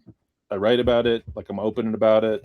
That's kind of the interesting thing. Like literally is that like I just started a date again. I'm not going to say who it is, but I'm in a relationship now. Things are mhm. biblical, so we're good. First date was at Nice. Easter service, which Nice. was just the Oh, that's a best. great first It was date, the man. best, man. I'm like, if I can recommend that, if anyone's in the dating field, like take your girl out to church, man. It was the Mm, coolest thing ever. But I guess where that goes into that past relationship and then this current one is like, hey, this is like public information. Like I got it out here. Like and you can get a feel for how I've worked through this for the last 3 years. mhm, Like I have two podcasts where I talk about relapses that I had. mhm. So I'm like open about it. And Right. that's one thing for me is like I don't want to relapse for a lot of reasons, but one of them is like I don't want to like do a podcast about it and write about it. Mhm. Oh, right. Sucks. Right, right. Like Yeah, I don't want to. very uncomfortable, yeah. Very uncomfortable, but at the same time, I think it hopefully can kind of model for people. Like if Mhm, I can do this publicly and talk about it, hopefully you can do it privately and talk about it with somebody privately, right? But I guess I'm saying all that because when I had that conversation with my ex, when I had that conversation with the girlfriend I have now, I feel confident in it because I'm talking about, hey, like this is why things went south, and this is what I'm doing about it. And this is how I'm getting closer with God. Because I think, man, I think that leads up to that baptism, right? That happened 2 years ago. yeah. That was when I was in that relationship with my ex. I just kept feeling this pull from God, like just this pull. Because I think at the time like we weren't biblical with how we were doing our relationship, and I just really felt like God was calling me to say, hey, because I was feeling conflicted about it, like I really was, and it was just if it was on Easter, and I just remember sitting there, and they do baptisms on Easter, right? And they do baptisms on other weekends, but Easter's kind of the big baptism weekend. And yeah, I went there and I biked there from my parents' house with my e-bike. So I wasn't prepared, and I drove home to my parents sopping wet with a big smile on my face. That's awesome. And yeah, I do remember too. Is that I think it was on Good Friday. I watched The Passion. which it's been a tradition ever since. Mm. Watching the Passion. I also was doing a fast, which has also been a tradition of mine, is to start the fast. I think this year I did it on Thursday all the way through, I think it was like Sunday morning. Mhm. So I was basically in a fasted state because I just decided to do it. I was like, hey, I really want to be present this Easter because I'm feeling different about it. Mm. So I did a fast. I remember watching the Passion. There was also this really cool sunrise service at Red Rocks Amphitheater that they do. They've been doing that for like 60 years in Colorado. So I went Oh, to wow. that. And then after that, I went to Flatirons and got baptized. And that was just a great weekend. And I think for me, as an adult, like, like a year after the divorce, for me, I just felt like that was like the next logical step in my life. Made so much sense to me, was to get baptized again and just proclaim my love for Christ. That he's my king. He always will be, and I'm here to serve him, serve others. I think that's a big thing for me. Mm. So yeah, when I did that, I think the conviction became more apparent to like have a godly relationship and to pursue Christ, number one, right? Yeah. So I think that baptism started kind of put in motion just really what was more important for the most important thing for me is to have a God in the center of my life. Like Yeah. that really firmed it up for me. And I think that created conflict in the relationship ultimately. And yeah, so then that ended. And then yeah, after that I went on another road trip. Okay. So that was so I was basically last summer. Yeah. Let's see, Mm. that was a little because we broke up in July last year. And it was just like right after that. I had a crazy July. We did a recovery group, our first trip of porn recovery guys.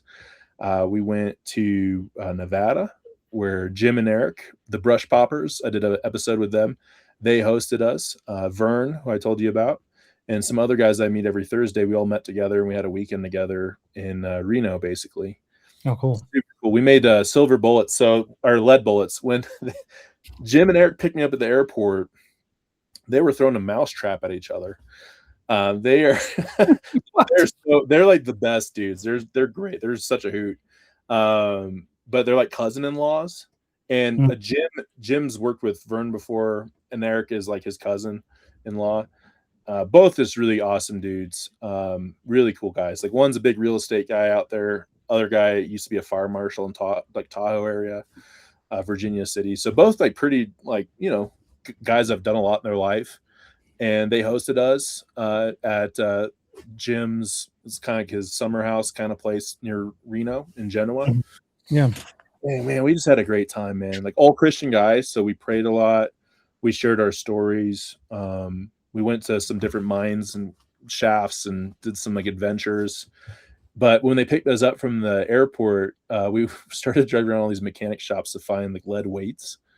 Mm. And Eric was basically haggling with these places to see if he could get lead weights. And I'm like, what is this for?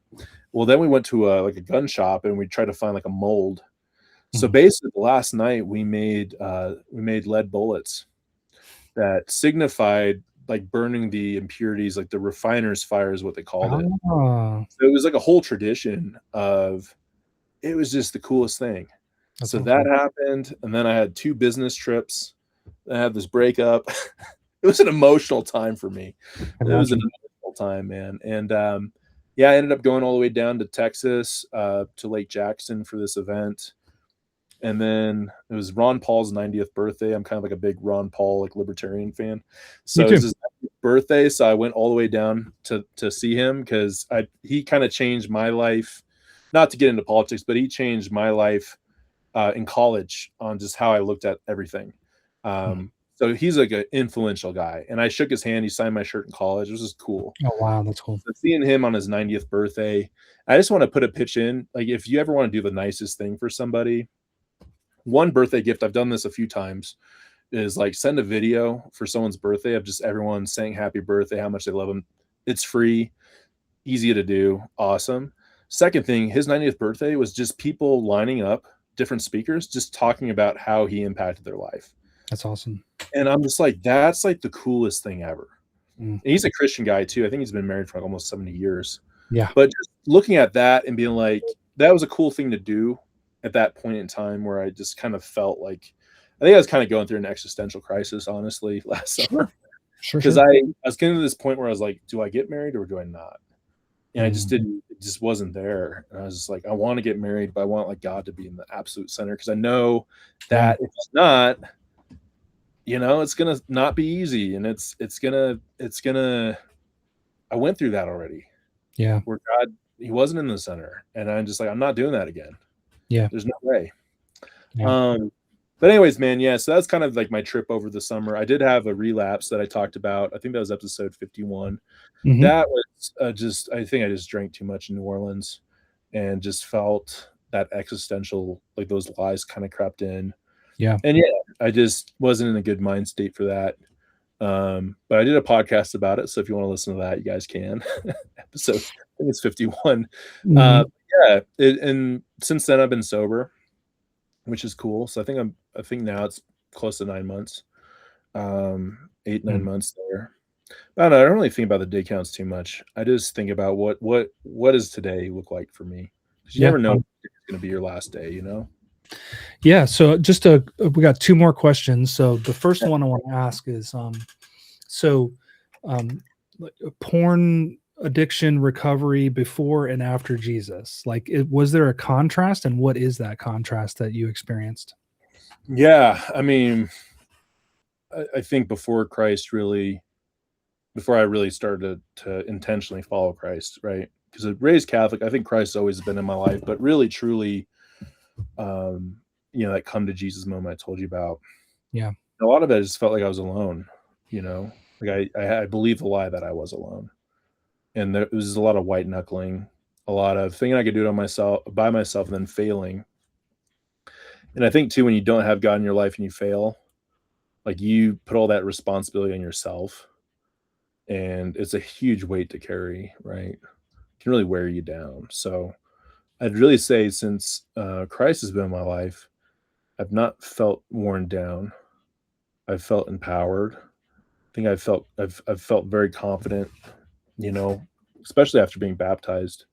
Convicted, I think, is a word. You have a conviction, I Mhm. think, to be a better man and to reflect Christ. I mean, that's one of the most important things in my life is, can I reflect Christ to others? Like, can someone see Christ in me? Like, I hold that with a lot of value. I didn't quite hold it with a lot of value before, Mhm. but now it's something I think about all the time. It's like if I'm interacting with somebody at the grocery store, or even if I'm by myself, um, am I acting in a Christ-like way? Am I following him or am I rejecting him? So I think really since that come to Jesus moment, since the baptism, for me, I've never felt alone. I felt empowered with things, encouraged, and really, I think also just inspired to serve other people. Mhm. I think that's one of the things I love about just the Gospels and the Word of Christ is He's calling us to service. Yeah. He's telling us like drop this stuff, drop this fleshly stuff, the world, like Yeah. serve other people, Mhm. like serve other people, and how do you serve other people? I think you reflect Christ and you follow Christ. I think that serving people is really a byproduct of following Christ. You follow Christ, you will serve people. Yeah. It's just a part of it's gonna be a part of your life. You're gonna want to do it. You're When gonna you've be received so much love from him, it's an exactly. overflow of the love that you've received from him. That's really truly what it is. Yeah. Yeah, and I think that's what it is, man. I think that's really what it is. It's ultimately I think just not feeling alone That's in that. awesome, man. That's awesome. Yeah. When you said reflecting the image of Christ, it reminded me, like, so a couple things. First off, one of the 10 commandments is don't take the Lord's name in vain. Mm, And we've sort of in culture like broken that down and distilled it down to just don't say his name wrong. Like, don't say Jesus Christ as a curse, right? Or whatever. Or God damn it, don't say that, right? You're taking the Lord's name in vain. But there's been a lot of theologians that have broken that down and shown that there's a theme throughout the Bible of carrying God's name. And in fact, the scripture in the Ten Commandments actually says, "Don't carry the name of the Lord in vain." Mm. Right. And so to carry his name, we were designed in Genesis 1:27, it says that we were made in the image of God. Okay. And the word in Hebrew is salem, which was used often for idols. So when they would talk about the idols of the Canaanites, that's was salem.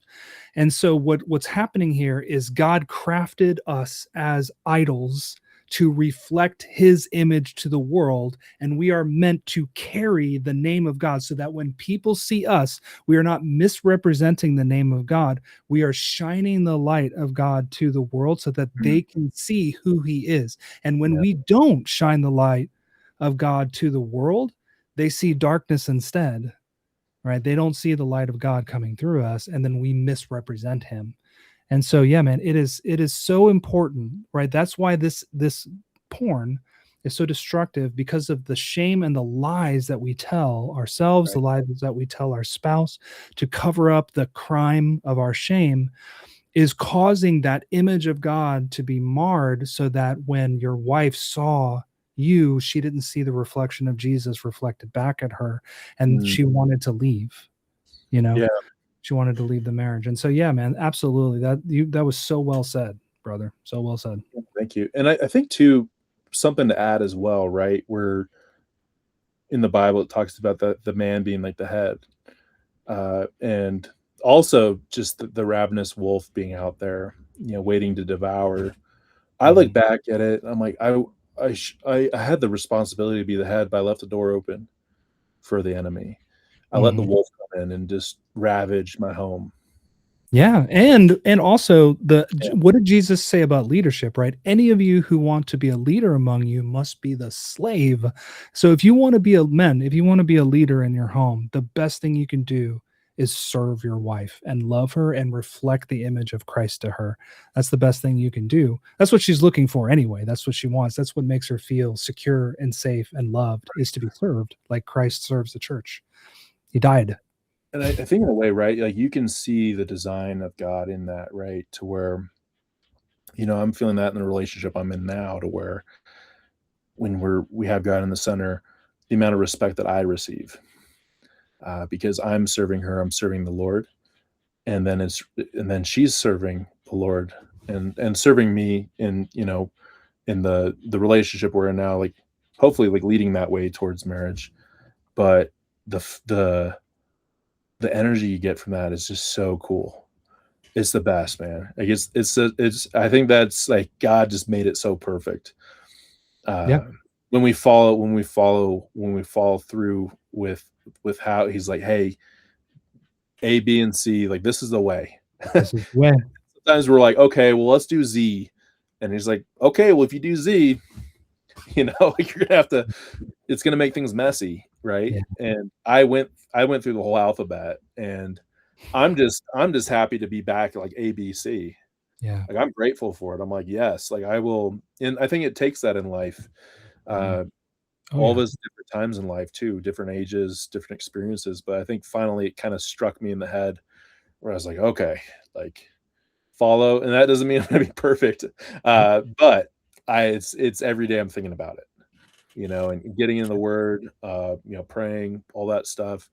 It's really brought such a benefit into my daily life, and, also I think just being, uh what's the word for it? I think there's a state of bliss involved, I Mhm. think, when you Mm. have that surrender, to where you just, I think it's what, Paul wrote, right? Not to be anxious, and that can be really hard to do. Can be really hard to do that, but he's like, "Hey, like, don't be anxious, man." Right, And you or can the try. peace that surpasses all understanding. Yeah, He talks about that as well, yeah. Bliss. right, and I think when and I mean, gosh, if you wanted to read something that really talks about sexual immorality, or just, Paul goes so into it with Romans, right? Like, such a great, again, this stuff, like the verses and everything, better than me. But I always go there. Like I love reading Romans. Yeah. He gets into it, you know. First Corinthians as well. Yeah. Mm-hmm. And just how you know, we keep pulling, or we keep stepping into this sin. You know, we don't want to, but we keep doing it, that kind of thing. Like Right. that to me, when I would like live through that life with porn, the word anxiety just really rings in my head. And Yeah. maybe that's a little bit before that walk with Christ really hit, was Yeah. just having like that anxiety, constant anxiety, especially in the marriage. It's just every day I felt anxious. Yeah. Like every day I felt like if I stepped on like a crack wrong, like the day would just go to crap. Yeah. And I think now it's just having like that faith in God. I'd be like, hey, I trust you. That's allowed me, I think, to be more susceptible to, or clear-minded, I think, to pick up on like signs, or just to see God in people, see God in things. I Yeah. mean, heck, there was this huge thunderstorm over the weekend, like Mm. craziest thunderstorm I've ever been in at this place I'm staying at out on the water. Walked out to take my dogs out. No kidding you. I walk out, there's a bush, there's a cross in the bush. I'm not even joking. Like I can go grab it right now and show you if you want. Like, Yeah. let If me you show want. you. This Yeah. is Yeah. crazy. Yeah. Let's see this cross. Yeah. No, that's amazing. No, yeah. I mean, I agree with you, man. You know, God. Wow. Yeah. So It's crazy. but this right here, you guys can see this cross. Yeah. Let me see if I can show you guys where I'm staying at, if that's okay. Yeah. Go for it. Let's see if this will work. Move my mic over. Okay, so this is where I'm staying right now. You see that? Yeah.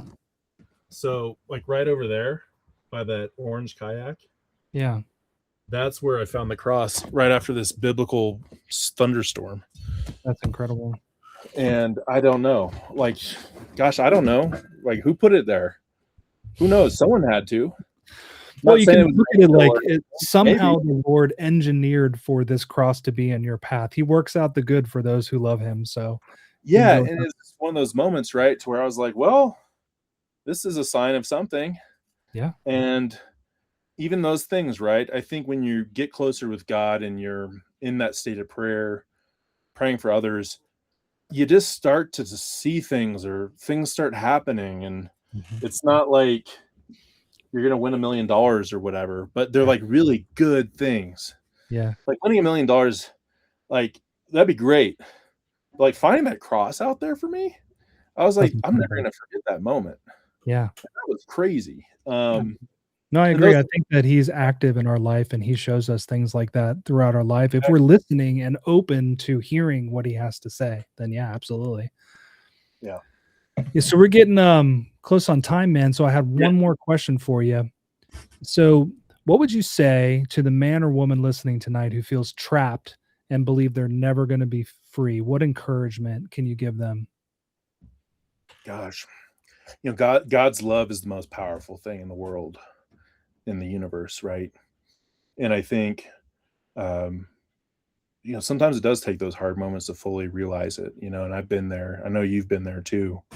But if you're in the thick of it right now, one of the best things that you could do really is talk to someone that you trust. And I know for me, it was finding someone a little bit ahead of me. That for me, it was finding somebody that was a Christian counselor. That was huge. That really opened the door for me. But seeking some kind of help, I'd say, like within the church, a friend, family member, someone that you can trust. And I think you've told me this before when we first talked, but someone, I think, if you're listening to this, like somebody that you see that reflection of God in, talk to them, because they're going to reflect God back into your life where you might not see it. You might not see God, you might not feel God. I've been there, right? Where you're just like, there's like, he's not out there. He doesn't care. Well, if you have someone in your life that reflects God, and that, they're going to reflect God into your life. And that's going to be a light for you to hold on to. So I think that's what I would say, is that you're never alone. You're never alone with God in your life, but also with God and other people. And just to not, there's going to be a voice in your head that's going to say, if I tell somebody like they're going to leave, I told myself that so many times. And there's barely been anybody, I don't think there's really been anyone in my life that I just told and they're like, okay, I'm out of here. Right. And then it's only strengthened the relationships that I do have. And if someone says, hey, I'm not going to talk, like, okay, well, that person, might not be the best person to have, in your life as somebody, if you're in that state where you're really struggling, right? You need that support. So yeah, I think find that person in your life that reflects God. And I think start going to church and just surrender. Don't fight it. I think that's a thing too, is I used to really fight these feelings. And that's what porn was. It was suppressing. I'd fight the feeling by just suppressing or numbing it. But when you can really just sit in it, experience it, and then trust in God, He's going to get you through it. And then you're on the other side. You're like, wow, I made it. I made it through that. Then you just do it again and again and again and again, right? And that's when I think the world opens up to you. And it starts to get a lot bigger. So that's what I'd have to say. Awesome, man. I love it. That's beautiful and so true. I couldn't agree with you more. So, hey, man, will you pray us out and just pray for anyone who might be listening, and for them to find exactly what you just said, somebody in their life, and to have the Lord really impact them. So, please pray us. All right, cool. And I think there was one thing I was going to pull up really quick. Oh yeah, sure. This actually the Serenity Prayer. Oh, okay. Which I think is a great prayer. I think it's said a lot in AA. I don't know if it's the full version is set there, but I'm going to read that out first, and then I'll add a little bit to that. So this is the Serenity Prayer. God, grant me the serenity to accept the things I cannot change, the courage to change the things I can, and the wisdom to know the difference. Living one day at a time, enjoying one moment at a time, accepting hardship as a pathway to peace, taking, as Jesus did, this sinful world as it is, not as I would have it, trusting that you will make all things right if I surrender to your will, so that I may be reasonably happy in this life and supremely happy with you forever in the next. And I'll just add to that before ending, just if you're there, listening, you're struggling, may God grant you serenity, grant you peace. Because I know it's tough and it's just so noisy and loud, and sometimes you just want to give up, but there's peace out there. It's worth fighting for. And I think the fighting is not alone. You have God by your side. So Lord, grant serenity over anyone listening, just that moment of peace, that moment of hope, that moment of light that they can hang on to, and let it be a seed that is watered over the next few days, months, years, so that something beautiful is there, a garden that's bountiful and full of love and life and happiness, courage, fulfillment, empowerment, and like we said, that serenity. So Lord, grant us serenity. Amen. Amen. Well, Mac, thank you so much for coming on my channel, man. Please, everybody, check out Mac's channel over on Substack. He's the Porn-Free Millennial. He's got great work. He's got a great heart, as you heard tonight. And so, he could be one of these mentors that we're talking about that could help you. Reach out to him. If you want, reach out to me, reach out to somebody and get help. Freedom is possible, as we learned in Mac's story tonight. So thanks, Mac. It was awesome. I'll see you again soon. Thanks, everyone, for tuning in. God bless. God bless.